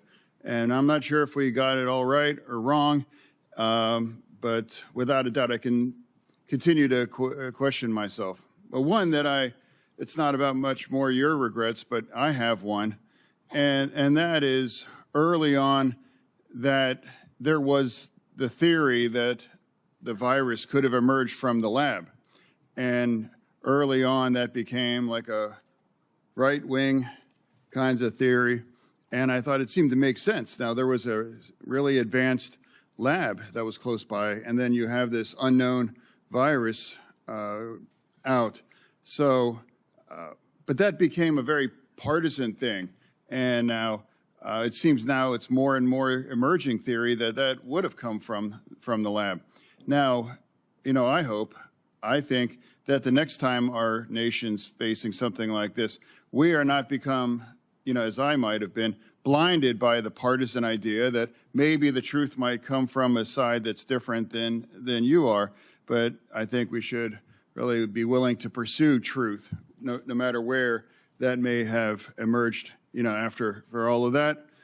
So, and I now cede the remain back to the chair. Thank you. Senator Moreno. Thank you, Mr. Chairman. And I will echo Senator Johnson's comments about your opening statement, Mr. Chairman. I think it was dead on. Very, very well done. Mr. Fauci, do you know who David Schertler is? On the advice of counsel, I respectfully decline to answer based upon my rights under the Fifth Amendment to the Constitution. Fifth Amendment of the Constitution. What does the Fifth Amendment of the Constitution say?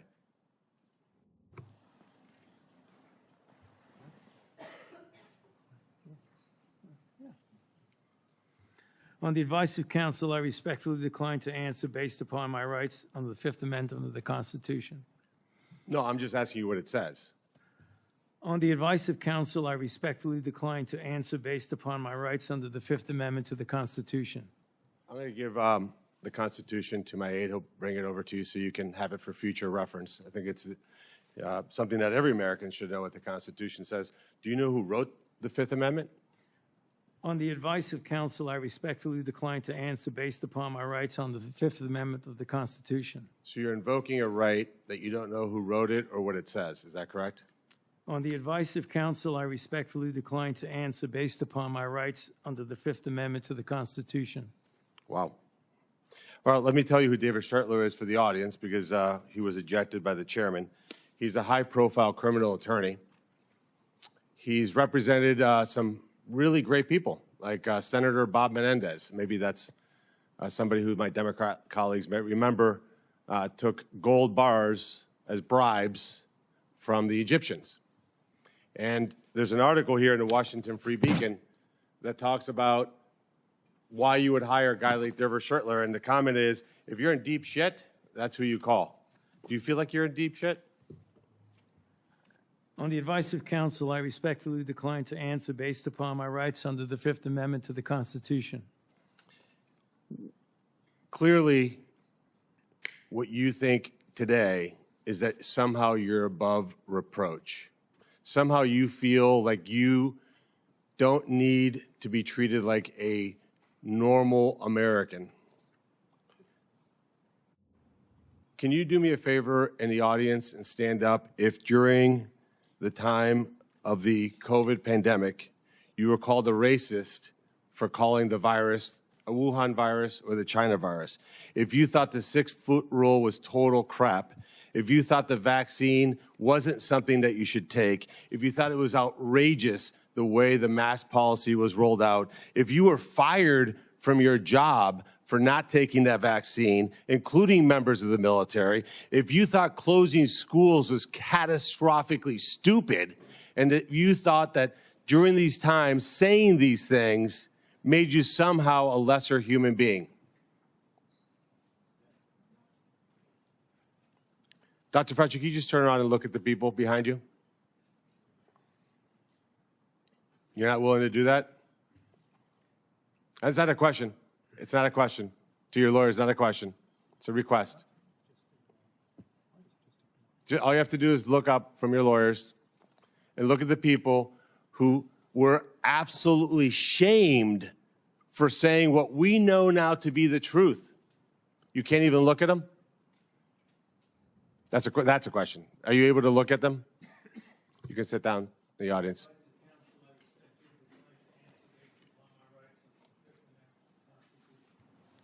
There was a mom in Ohio during the depth of the coronavirus pandemic, decided to go to her high school football game for her son. They hadn't been out much. The kids had been learning at school, and then the school got shut down. They hadn't really gotten much out of that education, as any parent knew. That remote learning was no learning at all. But it was a Friday night. Her son wanted to go watch a buddy go play football. So they went to the stadium. They sat alone, far from everybody else, just a mom, a dad, a few kids. They didn't feel they needed to wear masks because it was stupid, because they were outside. They all live together. They're not near anybody. Dr. Fauci, do you know what happened to that mom and that family? That's a question. On the advice of counsel, I respectfully decline to answer based upon my rights under the Fifth Amendment to the Constitution. They were dragged out of that stadium and arrested. Those policies were put in place because you had moronic politicians that listened to the words of a megalomaniac who was more interested in having met a Kardashian than the suffering of the American people, and that is you. Your advice to communities like that, to idiotic politicians who enforce those rules, arrested that mom for watching a football game with her own family outside. When that story broke, I said to myself, I cannot stand idly on the side and watch this happen. It was about 6 years ago today that I decided I'm going to give up my businesses, sell them all, run for office, run for the United States Senate. Here I am sitting in front of you 6 years later saying, who the fuck do you think you were for doing that? It is a total disgrace what you did to this country. And if my Democrat colleagues are standing there defending you, I hope the voters of the United States of America watch the clips of every one of you doting on a guy who was more interested in being a celebrity than saving American people. I will make it my mission to make certain that every single one of those Democrats who did that will see that clip over and over and over again. Because there is no defense of what you did. You may have had a 50-plus year legacy of public service, but it ends in total and complete disgrace. So let me ask you an opportunity to answer one question. Will you apologize, just apologize, to the people who you harmed through your actions? Will you say, do you have the dignity to just say you're sorry? On the advice of counsel, I respectfully decline to answer based upon my rights under the Fifth Amendment to the Constitution. So you won't apologize to the military members who Joe Biden summarily dismissed from the military for not taking the vaccine? On the advice of counsel, I respectfully decline to answer based upon my rights under the Fifth Amendment to the Constitution. Will you apologize to the business owners that lost their business, shattered their lives, and they'll never recover? On the advice of counsel, I respectfully decline to answer based upon my rights under the Fifth Amendment to the Constitution. Will you apologize to the moms who had to force their infant children, 2, 3, 4-year-olds, to put masks on, and what that did and how that traumatized those kids?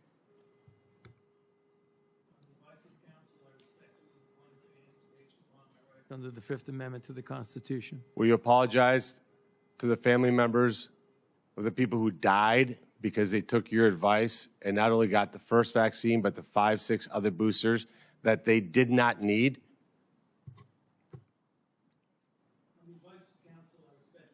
To answer based upon my rights under the Fifth Amendment to the Constitution. Will you apologize to that mom from Ohio for being arrested for watching a football game with her family?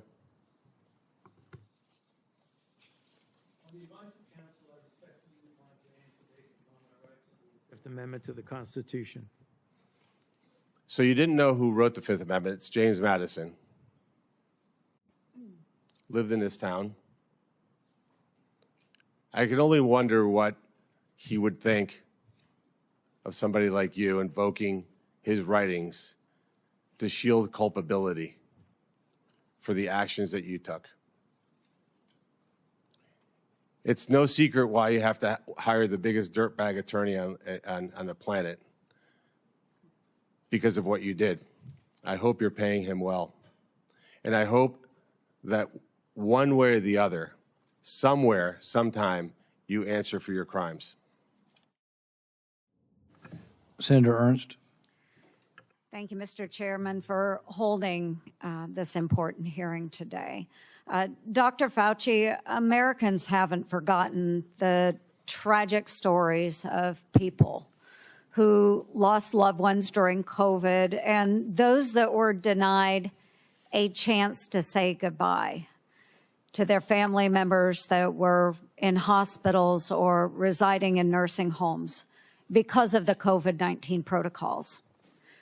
Americans haven't forgotten the mandates, the adverse reactions to vaccines, the government misinformation, social media censorship, hotlines to tattle on their neighbors, the forced school closures, the tragic rise in suicides, or those businesses that were forced to close during lockdowns. Americans haven't forgotten the hundreds of billions of dollars spent by taxpayers for COVID relief, stolen by fraudsters who bought Rolls Royces and yachts. These were taxpayer dollars. Americans have lost trust in science and government after the COVID response, trust which will be incredibly difficult for us to gain back. Dr. Fauci, you said that the science was evolving and that your recommendations evolved with it. But Americans remember you as the public face of the coronavirus response. As one of the nation's most trusted voices, you urged policies you said were absolutely necessary, even when those policies came at an enormous human and economic cost. And Americans deserve answers about reports that you may have worked with others to pressure the president into adopting the slow the spread strategy, and why you later sought an unconditional pardon for crimes you may have committed dating back to 2014. Dr. Fauci, in 2022, you had a taxpayer-funded salary of $480,000 a year. You were, in fact, the highest paid federal employee in the entire federal government, even making more than the NIH director and the President of the United States. According to now public documents, that was due in large part to your work on biodefense. Unreported is how NIAID spent over $1 billion from 2009 to 2026 in biodefense and influenza federal contracts and subcontracts. My office uncovered records on usaspending.gov that show from 2015 to 2020, NIAID paid out $515,418 in subcontracts to Harbin Veterinary Institute in Harbin, China, including $100,000 a few days after it opened a BSL-4 biolab in 2018. That very same institute was criticized for doing gain-of-function bird flu research in 2013. And yet you were funding them for years after that, sending U.S. taxpayer dollars to China. These contracts, which we also trace to NIAID, show U.S. taxpayers funded gain-of-function researchers in the Netherlands and in Wisconsin, funding the same folks whose controversial work led President Obama to pause this exact type of dangerous pandemic research. Dr. Fauci, did you know that the NIH's billion-dollar Sears contract programs were funding gain-of-function researchers in China, the U.S., and in the Netherlands? On the advice of counsel, I respectfully decline to answer based upon my rights under the Fifth Amendment to the Constitution. Dr. Fauci, Dr. Deborah Birx wrote in her book that you and President Obama's former CDC director were at a Saturday, March 14th, 2020 meeting at her home 2 days before the president announced his 15 days to slow the spread effort. Your now released diaries said the meeting was a week before that. Dr. Birx said you all were trying to trap the president into having no other options.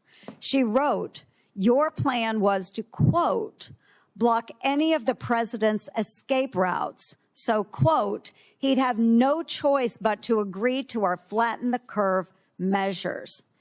Yes or no, Dr. Fauci, did you try to block or trap President Trump into the slow the spread, flatten the curve measures in March 2020?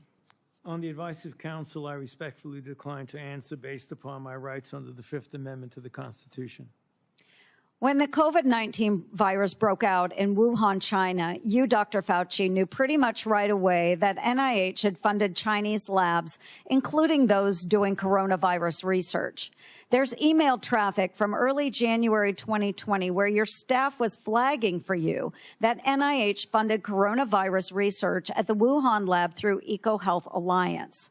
Yet few Americans knew we funded the Wuhan lab because the funding went through a sub-award and was not reported to the public database like usaspending.gov as it should have been. Also, EcoHealth violated federal law by failing to report in its research papers how much taxpayer funding it spent on that research. At my request, the Government Accountability Office helped track down that $1.4 million of U.S. taxpayer money that was sent to the Wuhan Institute of Virology, both by you, Dr. Fauci, and through USAID. But first, it passed through EcoHealth Alliance, which I helped to get defunded through the NDAA. Dr. Fauci, did you intentionally use subaward funding to obscure NIH funding of Chinese biolabs and coronavirus research? On the advice of counsel, I respectfully decline to answer based upon my rights under the Fifth Amendment to the Constitution. NIAID awarded multi-million-dollar grants to a number of scientists shortly after they wrote publicly in the Proximal Origins paper that the COVID virus likely came from nature. Though documents Chairman Paul released last week show in private, those same scientists were much more open to the virus being from a lab. In 2023, Representative Jordan insinuated that you basically gave a $9 million bribe in the form of an NIH grant to NIH-funded virologists to say the virus likely was from nature. Dr. Fauci, yes or no, did you reward the Proximal Origin authors by giving them NIAID grants or contracts? I respectfully decline to answer based upon my rights under the Fifth Amendment to the Constitution. Dr. Fauci, we have learned that U.S. coronavirus researchers at UNC shipped, quote, humanized or transgenic mice to China by around 2017 for use in their dangerous coronavirus work. Under your NIAID coronavirus, researchers also used aborted baby body parts in mice research, and taxpayers paid for them to do that. NIH-funded coronavirus researcher Dr. Ralph Barrick and his colleagues at UNC put parts of livers, thymuses, and chunks of human fetal lung that they got from aborted, almost 5-month-old human babies. They put those parts in their research mice. They disgustingly named them BLTL mice and wrote they had created a, quote, sandwich of aborted body parts in the mice. Get it, folks? BLT. A BLT sandwich. Your RML lab employees in Montana also ordered and used aborted baby body parts in their taxpayer-funded research. And emails show how they plan to use those mice for post-COVID work.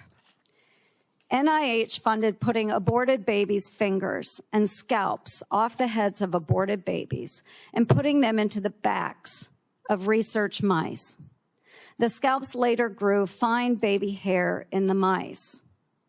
They even included those disgusting photos in their research paper that you funded. Not all of those were research on coronaviruses, but some were.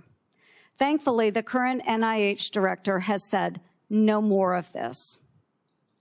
Dr. Fauci, yes or no, do you think that human aborted parts should be put into mice for coronavirus research? The advice of counsel, I respectfully decline to answer based upon my rights under the Fifth Amendment to the Constitution. Mr. Chairman, would you direct the witness to answer the questions that we have been asking? He probably would if he was here, but I can direct it. But I think we understand his answer. We do understand that. Americans are asking for accountability, Dr. Fauci, and your silence is very telling. Thank you, Mr. Chair. Senator Moody. Thank you, Mr. Chairman. You know, I'm the most junior member of the Senate here, showing from where I sit. I just got here last year. Many of you may remember I was the Attorney General in Florida who fought back against the lockdowns, the school closures, the church closures, everything to embrace sanity and science. We fought back. We got ridiculed for it. And we didn't just call people names. We actually impaneled a grand jury of people of all walks of life, all political persuasions. So that's how I came here, fighting for a free state amongst states that had locked their own people down. We are now called the Free State of Florida. And I believe our responsibility here is to make sure that government remembers the people are our bosses, that we report to them, that we're accountable to them. Government shouldn't operate for itself. Government operates on behalf of and for the American people. And anytime we get close to reporting back to our bosses about what government has done or how it's been abused or how individuals that are employed by the government had acted in their own self-interest or against the interests of the American people, every time we get close, if we start uncovering outrageous fraud, we'll have a hearing, and the tactics have been to not show up. So you'll have all of us over here trying to drill down on why we've been giving money that actually works against American citizens, and no one shows up. Today well, nobody's here at the moment. Today there seems to be a different tactic. Today we have Democrats showing up and trying to spin why we shouldn't even be having this hearing to report back to our bosses. As one said, today's hearing does damage. It will deter others from public service. Another said, this hearing is designed to entrap you. Another said, one fell all over himself flattering you, thanking you for your service multiple times, quoting man in the arena. Another said that we are demeaning first responders, and today is a sad play in a repeated playbook, or we're going after one man. I mean, all of their time was used on why we should not be having the hearing to report back to our bosses and give the people accountability. So I would like to talk about that because I believe that the trust the American people place in our public health institutions and what happened to that trust during COVID is important. Because in a public health emergency, they are asked to make extraordinary sacrifices based on advice given to them by the government that is supposed to be working for them. And for that system to work, the public has to be able to trust the people giving them instructions. That trust depends on candor. Would you agree with that, Dr. Fauci? On the advice of counsel, I respectfully decline to answer based upon my rights under the Fifth Amendment to the Constitution. And when the evidence is uncertain, officials need to say so. When recommendations are based on assumptions rather than hard data, they need to say so. And when they get something wrong, they need to own it. And when the trust is lost and the consequences extend far beyond any single pandemic, the next time public health officials genuinely need Americans to listen, millions of people may simply ignore them or not believe them. And Dr. Fauci, you were undeniably the face of the federal government's COVID response. You said so yourself in your diary. You said it's not hyperbole to say, I've become the most famous and talked about person in the country. So I want to understand how we got here. Let's start at the beginning. On March 8th, 2020, you appeared on 60 Minutes to discuss the spread of COVID-19. You were specifically asked to clear up the confusion and misinformation surrounding masks. You told the American people, right now in the United States, people should not be walking around with a mask. The interviewer immediately stopped you and said, are you sure of it? Because people are listening really closely to this. And instead of walking back or qualifying your statement in any way, you doubled down.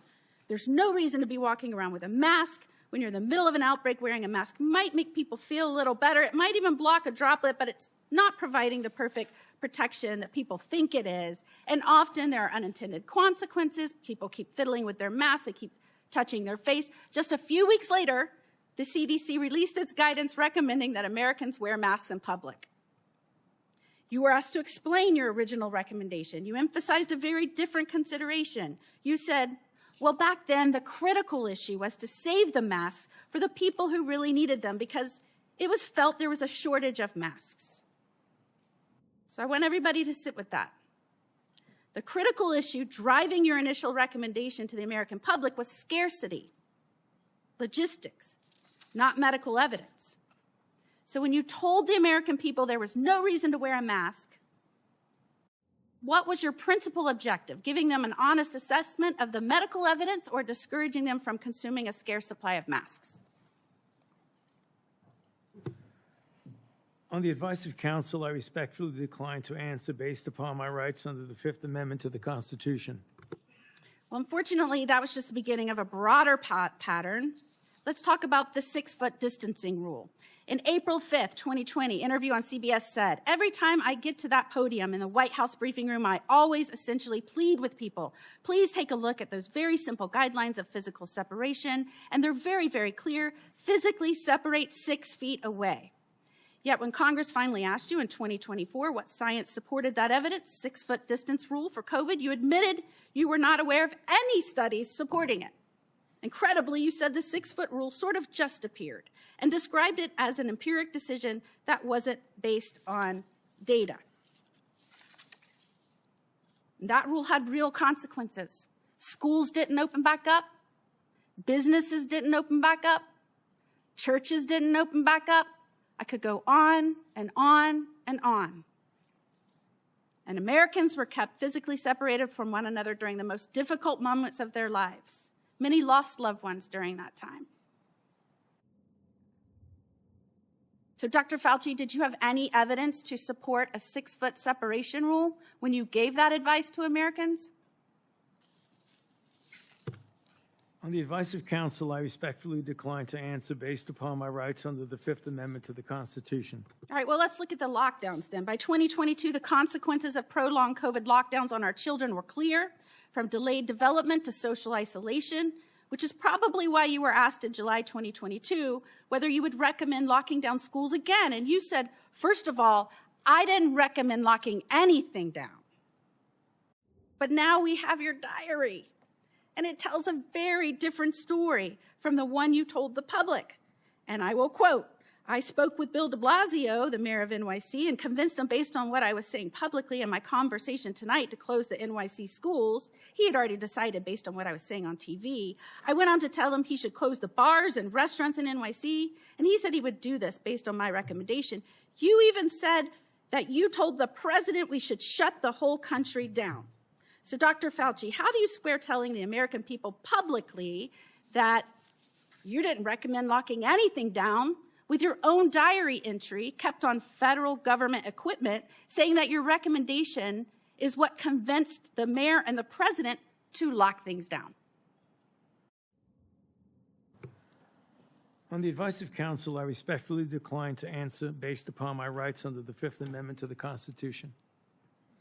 Now, I just want to make clear that when in Florida, we were pleading with people to give us advice based on scientific evidence,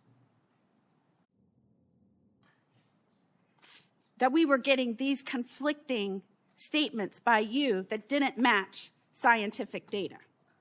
And in fact, when we impaneled a grand jury, the grand jury's conclusion, not surprising to anyone, and by the way, we're still the only state to have impaneled a grand jury. I was the only attorney general to do this. We did this in 2023.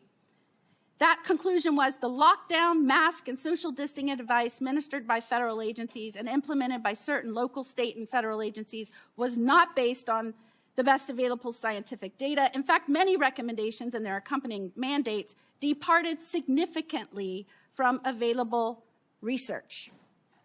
Again, people from all walks of life, all political persuasions. That is what they found. And yet, during that time, while you were giving those statements, knowing there was no scientific basis for it, and we know now you knew it because we have your diary entries, you called the governor that I worked with to fight to keep Washington and D.C. out of our state so that we could indeed respect the rights of our citizens. You called our governor, Governor DeSantis, and I'm going to quote this so I get it right out of your journals, a total jerk,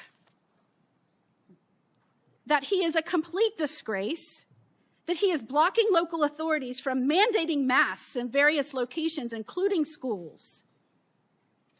And you were very concerned and upset that we were actively, and I'm going to quote, criticizing you, and we talked virtually every day about being wrong on everything.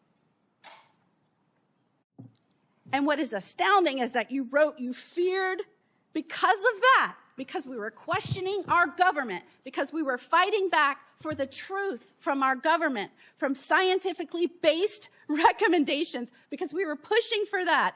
You said you feared that our democracy is in dire danger. Thank goodness we have people up here that I work with that understand our role, which is to report to our bosses, the people, because they are in charge. Calling for our government to be honest with us and transparent with us and accountable to us, that is a democracy. What you did is the opposite. And I cannot believe I have to explain this to someone who represented our government and some of the most important issues for so long. And before I conclude, if I can just put up our pardon. This is the pardon you have heard so much about. And Dr. Fauci, the only other person that got a pardon like this, I believe, had a last name of Biden. This pardon goes back to, and if you'll see, January the 1st of 2014. Did you talk to President Biden and ask for this pardon? On the advice of counsel, I respectfully decline to answer based upon my rights under the Fifth Amendment to the Constitution. Who did you talk to in the White House about this pardon? On the advice of counsel, I respectfully decline to answer based upon my rights under the Fifth Amendment to the Constitution. Did you specifically ask that it be dated back to the beginning of 2014? On the advice of counsel, I respectfully decline to answer based upon my rights under the Fifth Amendment to the Constitution. Did you do that so that you would be given immunity going back to the beginning of 2014? On the advice of counsel, I respectfully decline to answer based upon my rights under the Fifth Amendment to the Constitution. I'm just very interested in why it was this date. Did it have anything to do with the fact that 2014 was also the year that the NIAID or NIH began funding EcoHealth Alliance's Understanding the Risk of Bat Coronavirus Emergence grant? On the advice of counsel, I respectfully decline to answer based upon my rights under the Fifth Amendment to the Constitution. And this is the same grant that funded the work on bat coronaviruses at the Wuhan Institute on Virology. Millions of Americans are questioning what happened during COVID, why we were given misleading information, misleading advice, why you gave conflicting statements based on, I guess, how you were feeling that day. And Americans, rightfully, we lost over 1 million Americans. They should be insulted when the Democrats insult our chair that he's doing this because he is on an obsessive mission to go after one man. Could his obsessive mission be to find out why 1 million Americans died and who might be responsible for that and where that started? Could that be his mission, Dr. Fauci? On the advice of counsel, I respectfully decline to answer based upon my rights under the Fifth Amendment to the Constitution. And after everything we have just walked through, can you sit here today and tell the American people, our bosses, that you bear no responsibility for their collapse in trust of their government?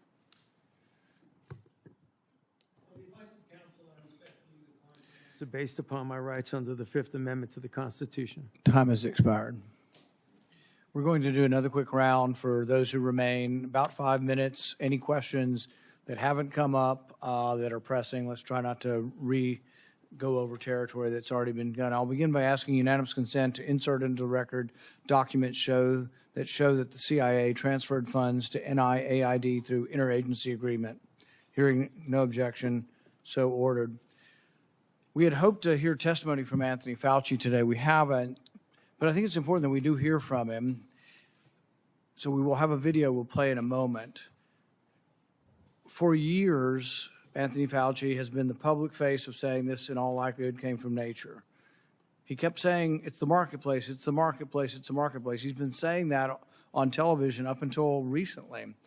But what we find is that what he was saying in public is different than what he was saying in private. In January, in private, he wrote that looks like the wet market was a super spreader event. It didn't originate there. We know that some of the earliest deaths and sickness came from somewhere else. But then for years and years, we got dishonesty. So let's play the video so we can see a little juxtaposition of the problem we're dealing with. Fauci's journal entries contradict what he said publicly about the origins of COVID-19. Fauci admitted in January 2020 that the initial outbreak of COVID did not occur at a wet market.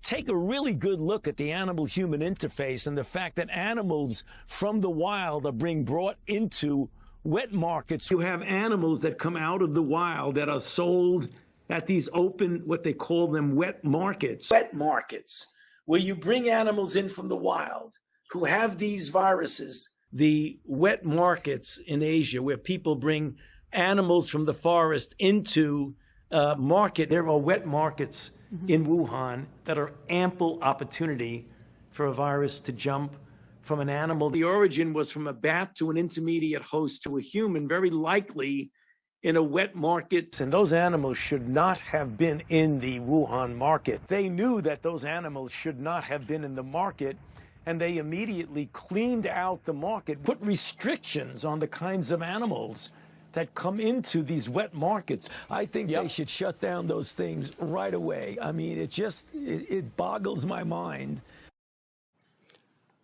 So repeatedly saying in public something different than what he believed in private. Now, this is interesting because, you know, the first SARS outbreak in 2003 was traced to a wet market, to animals there. But interestingly, they had evidence. They had evidence that the animals had the disease. They also had evidence that the handlers had a disproportionately high number of antibodies to the disease. So there was evidence, and the evidence was presented. So when this came out, the same thing happened again. They did look at the wet market. They looked at the wet market and tested, I think, 80,000 animals and didn't find any animals that had COVID-19. When they did find COVID-19 and trace samples there, they found that the DNA or the RNA was consistent with human spread. This was known not later on, didn't take years to develop, was known in January of 2020. And so Dr. Fauci says privately he knows it didn't come from the wet market, but as you saw, those were over a multi-year period. One of the other discussions I've had with Dr. Fauci over the years about natural immunity. So most infections, you get a degree of immunity, not perfect, some fairly perfect. Smallpox, you just don't get again. George Washington knew this. He had his wife get vaccinated, but he didn't because he'd already had smallpox. But there's one particular story that a man came up to me who'd lost his wife to COVID. He said, we all got it. We all got sick, and my wife ended up getting sick enough to go to the hospital. But we'd recovered 2 weeks. She was still alive. 2 to 3 weeks later, we'd all recovered, and they wouldn't let us be with her. And to this day, it's one of the saddest things. And it just, I think all of us should think about this. They were not allowed to visit their mom. He wasn't allowed to visit his wife in the hospital. But based on this misunderstanding of natural immunity, that for some reason 2 weeks later they were a problem. But this was all promulgated by you. We had the workers in the meat factories. They were essential. They had to keep working. Most of them got COVID. They got it in the first couple of weeks. Most of them were younger. The reassurance should have come from public health. The reassurance should have said, congratulations, you've recovered. it also should be acknowledged. What's the number one thing we can do if we get another pandemic? Before we have a vaccine, before we have monoclonal antibodies, it would be to utilize natural immunity. So instead of the advice you were giving to Cuomo and others in New York that led to the deaths of hundreds of thousands of people or tens of thousands of people, you could have been saying, well, maybe the nurses taking care of the elderly should be people who are 2 weeks out from COVID infection. We could have used natural immunity as somewhat of a block of protection. Imperfect, but the only protection we had and the only thing we could have done. Instead, the nursing homes were seated with people who had COVID. So I think the discussion of natural immunity is one where there wasn't sufficient honesty, humility, there wasn't enough presentation to encourage people. That was the only encouraging thing we had for a while is you've got it, you're very, very, if not impossible, close to impossible chance that you'll die if you get it again. Everybody could have been reassured. Nobody was reassured. It's like, well, we don't know. We just don't quite understand natural immunity. My favorite quote from that is from Martin Kulldorff from Harvard. You called him one of the people that you had to take down, the fringe epidemiologist, which I've never ever heard a scientist call another scientist that. But he jokingly said on Twitter, he said, yeah, we knew about natural immunity from 486 BC, from the time of the Athenian plague. We lost all knowledge of it in 2020. The good news is it's slowly coming back. 24 to 2025, we're beginning to understand what natural immunity is again. Not something perfect, but a useful tool that could have been used, but also something that could have helped people by telling the public, my goodness, you're not going to die now. You have a chance. If you've already had it and you're 85 years old and you're at risk for it and you're wanting to feed your wife and they're telling you to wear 4 masks and not be around your wife when you've already had it, it made no sense. I visited with a man whose mom was 83 and she was dying from COVID. They go to the hospital in Orange County. They won't admit her to the hospital till she's vaccinated because we have a policy that everybody in the hospital must be vaccinated. She's got COVID and they wanted to vaccinate her again.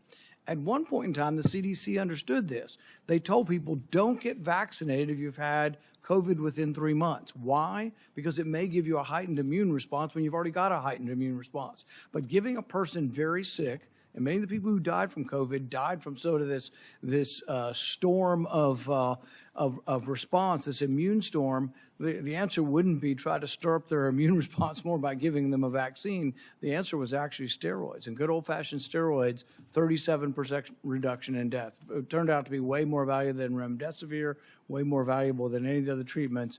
But I don't remember ever hearing a complimentary word on natural immunity or steroids or anything else. And you know, I wish we could have done more today. I would have been willing to accept an apology today. I'm sorry I made mistakes. We all made mistakes. And, you know, at the time, I thought the gain of function research was, you know, the risks of it were worth the benefits. But I've reassessed since 15 million people died. People say, well, gosh, these things never happen. We know it happened in 1977. We know with 100% certainty a virus escaped. In 1977, there's something called the Russian flu. Nobody's exactly positive how it got out. But when they sequenced it, they found out that a flu in 1977 had exactly the same RNA as a 1954 one that they had in the lab and they had created a vaccine for. In fact, turns out anybody born before 1954 was immune, and the only people who got it were people who were born between 1954 and 1977. But it was identical. The genetic sequence was identical to this vaccine or the virus from 1954, and that doesn't happen because these respiratory viruses are always mutating. To be identical means it had to have leaked from the lab, proof positive that it had. So we know this happens. An author by the name of Young wrote a book and said there was 1,200 cases of significant accidents that have occurred. We knew all of this, and yet it was completely discounted because I think you were worried that if it was seen that you funded dangerous research that started the pandemic, you'd get blamed. And it was a concerted effort. It wasn't just you. Anybody associated with the funding decided we needed to protect ourselves. Senator Johnson. Thank you, Mr. Chairman. You mentioned that we lost knowledge of natural immunity. I didn't. Dr. Fauci did. I suppose I had an asymptomatic case of COVID because of the very faulty PCR test. I never got vaccinated or injected. There's no way I would have done that because I found out enough about the mRNA gene therapy. But you also brought up the issue of hospital protocols. I'm going to be holding a public event on hospital protocols. We've already received a couple hundred testimonies. They are heart-wrenching. They are heart-wrenching. Here's an excerpt from the testimony of a staff surgeon, very experienced, doctor for decades, at Providence Regional Medical Center, Everett, Washington. Quote, after our hospital was given remdesivir by the CDC, we were provided misleading/inaccurate information about the drug by our medical leadership. When I had a young trauma patient who was a perfect candidate for remdesivir, the infectious disease doctor on call told me to not give it to her because, quote, she seemed like a nice girl. He concludes it was known early the remdesivir kills. As I said, nurses referred to it as run, death is near. So again, I've always been, because it never made sense to me that we put all of our eggs in the experimental gene therapy. If you knew anything about it, you would have avoided it like a plague. And we sabotaged early treatment. But the only treatment we really approved, monoclonal antibodies, which I think basically worked pretty well, but those weren't particularly available. They were denied an awful lot of patients. It was all remdesivir. Based on a study that the NIAID changed the endpoint from mortality, because it had no impact on mortality, to days of recovery.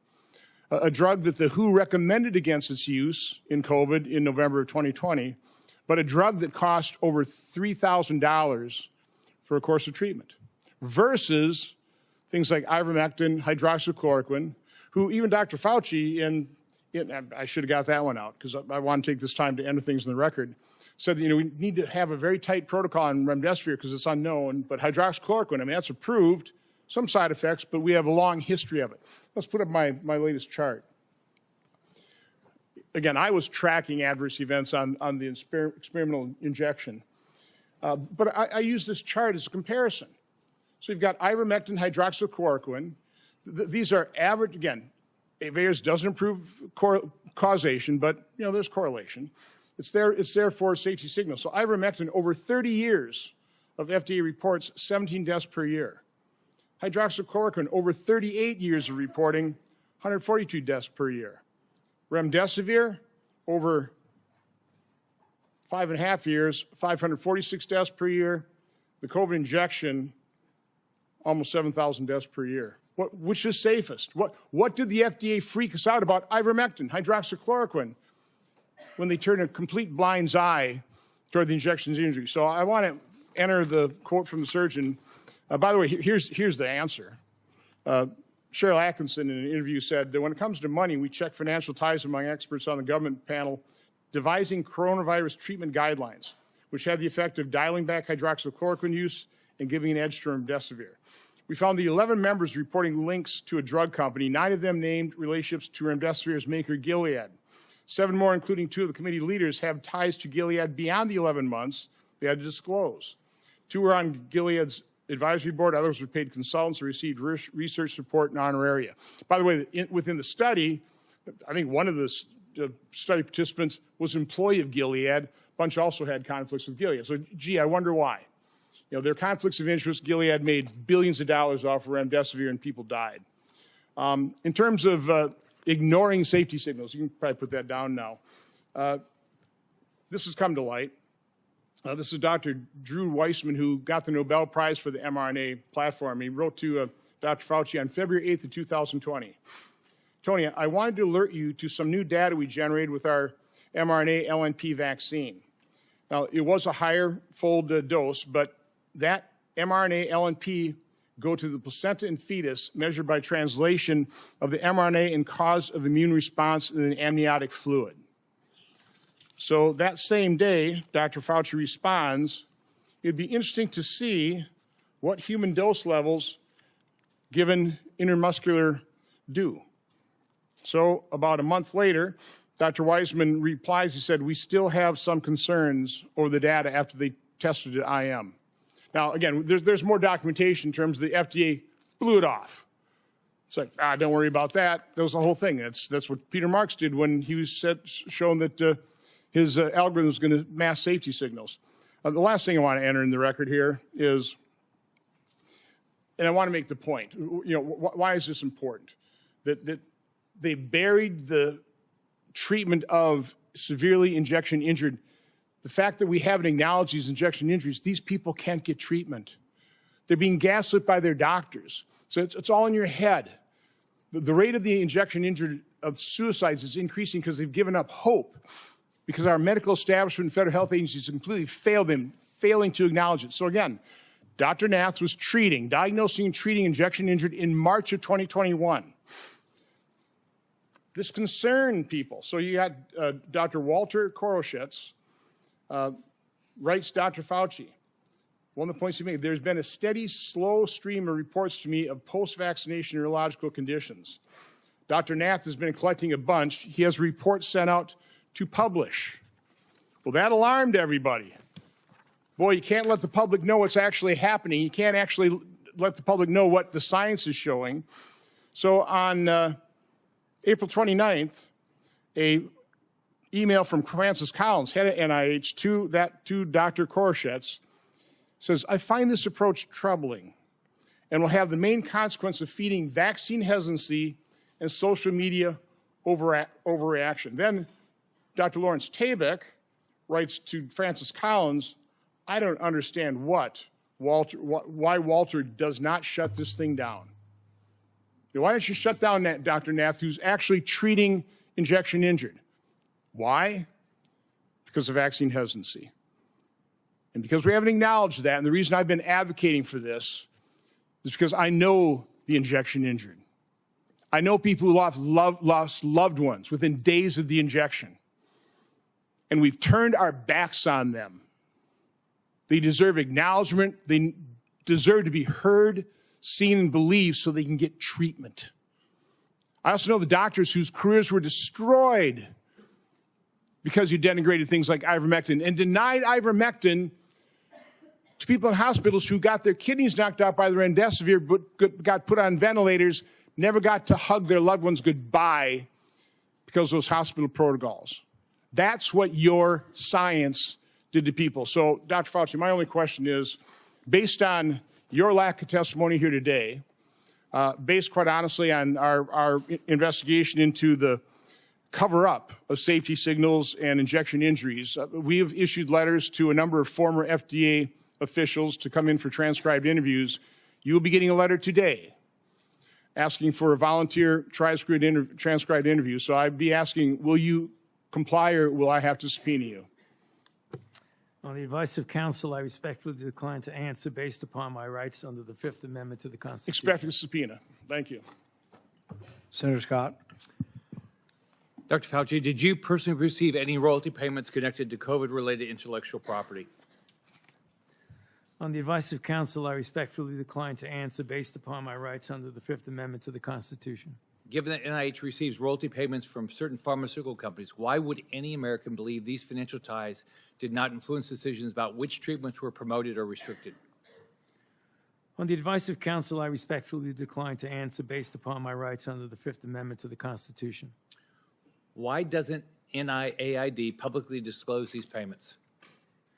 On the advice of counsel, I respectfully decline to answer based upon my rights under the Fifth Amendment to the Constitution. Did you partner with Bill Gates on global health initiatives or vaccines? On the advice of counsel, I respectfully decline to answer based upon my rights under the Fifth Amendment to the Constitution. How much did Bill Gates entities provide in funding to NIAID collectively since 2005? On the advice of counsel, I respectfully decline to answer based upon my rights under the Fifth Amendment to the Constitution. To your knowledge, did Bill Gates partner with China on sensitive research? On the advice of counsel, I respectfully decline to answer based upon my rights under the Fifth Amendment to the Constitution. Specifically, dual-use research such as countermeasures or gain of function? On the advice of counsel, I respectfully decline to answer based upon my rights under the Fifth Amendment to the Constitution. Do you know if Bill Gates' entities partnered with U.S. government classified programs? On the advice of counsel, I respectfully decline to answer based upon my rights under the Fifth Amendment to the Constitution. Do you know if Bill Gates maintains an active national security clearance? On the advice of counsel, I respectfully decline to answer based upon my rights under the Fifth Amendment to the Constitution. Did you advocate or request for Bill Gates to receive a security clearance? On the advice of counsel, I respectfully decline to answer based upon my rights under the Fifth Amendment to the Constitution. Do you have any knowledge that NIAID or NIH through HHS sponsored or requested a security clearance for Bill Gates? On the advice of counsel, I respectfully decline to answer based upon my rights under the Fifth Amendment to the Constitution. Around 2010, my understanding is that the government shifted its approach to biodefense countermeasure research. Did NIAID, under your leadership, partner with the Obama White House or any other U.S. government classified entities on sensitive countermeasures research? On the advice of counsel, I respectfully decline to answer based upon my rights under the Fifth Amendment to the Constitution. Did your office take steps to drive biological research investments? On the advice of counsel, I respectfully decline to answer based upon my rights under the Fifth Amendment to the Constitution. What was private industry's take on the type of research in the 2010 timeframe and before? On the advice of counsel, I respectfully decline to answer based upon my rights under the Fifth Amendment to the Constitution. Was it considered too dangerous to conduct, and industry was hesitant to take this on and invest in? On the advice of counsel, I respectfully decline to answer based upon my rights under the Fifth Amendment to the Constitution. Why did you take steps to mature the government's approach to biodefense? On the advice of counsel, I respectfully decline to answer based upon my rights under the Fifth Amendment to the Constitution. Were there any specific lines of effort or actions you felt were needed during this time to improve the research, development, and fielding model? On the advice of counsel, I respectfully decline to answer based upon my rights under the Fifth Amendment to the Constitution. How was dual use and gain of function incorporated or accounted for in maturing biodefense countermeasures? On the advice of counsel, I respectfully decline to answer based upon my rights under the Fifth Amendment to the Constitution. Did you ever discuss moving gain of function countermeasures research out of government space to private industry space? On the advice of counsel, I respectfully decline to answer based upon my rights under the Fifth Amendment to the Constitution. How were these private organizations regulated through government oversight while conducting risky research, including gain of function or gene editing technology? On the advice of counsel, I respectfully decline to answer based upon my rights under the Fifth Amendment to the Constitution. Did the Obama White House or any government entities take steps to inject funding into private industry? On the advice of counsel, I respectfully decline to answer based upon my rights under the Fifth Amendment to the Constitution. How do you ensure that our national security and public health is protected when private organizations work with foreign countries of concern and have the no government oversight, such as the EcoHealth Alliance research grant you funded in a CCP military lab? On the advice of counsel, I respectfully decline to answer based upon my rights under the Fifth Amendment to the Constitution.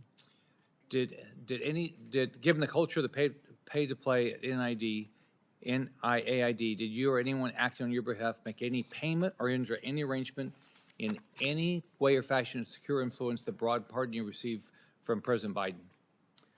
On the advice of counsel, I respectfully decline to answer based upon my rights under the Fifth Amendment to the Constitution. Thank you, Mr. Chairman. I'd like to ask unanimous consent to enter into the record a letter from the Department of Energy that confirms during Anthony Fauci's tenure that Bill Gates was given Q security clearance from 2014 to 2021. Without objection, that will be entered into the record. I'd also ask unanimous consent to enter into the record the contents of the folder of authorities provided to Dr. Fauci, including the pardon.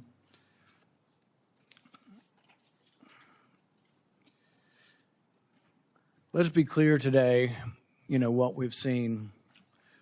I really did want to hear from Dr. Fauci. I wanted to hear perhaps an apology, perhaps some semblance of being sorry for what happened or that judgment errors were made. We didn't hear any of that.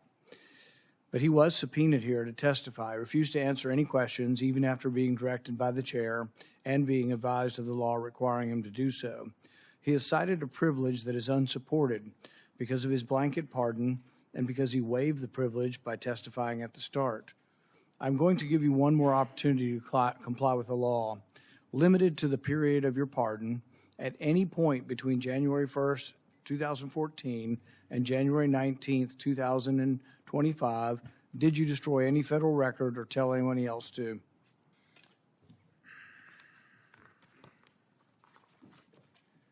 Under the advice of counsel, I respectfully decline to answer based upon my rights under the Fifth Amendment to the Constitution. Given that you have a unlimited presidential pardon, what is your specific objection that you are making? On the advice of counsel, I respectfully decline to answer based upon my rights under the Fifth Amendment to the Constitution. My question was limited to the period of your pardon only. I find your objection unsupported and direct you to answer the question. On the advice of counsel, I respectfully decline to answer based upon my rights under the Fifth Amendment to the Constitution. Because you refuse to answer, citing a privilege that is unsupported, because of your pardon, and after being denied to do so, this committee has scheduled a vote next week on a resolution certifying your contempt. I think we have another question or two from Senator Langford. Mr. Chairman, really this is a question for you, and it's a question to try to figure out how do we get a good answer on this, because clearly Dr. Fauci's attorneys are saying that he has a Fifth Amendment right. We've also subpoenaed him to be able to compel his testimony to be able to be here. I happen to be in the committee. We were also dealing with Lois Lerner. Lois Lerner came and testified, gave an opening statement, and then took the Fifth Amendment.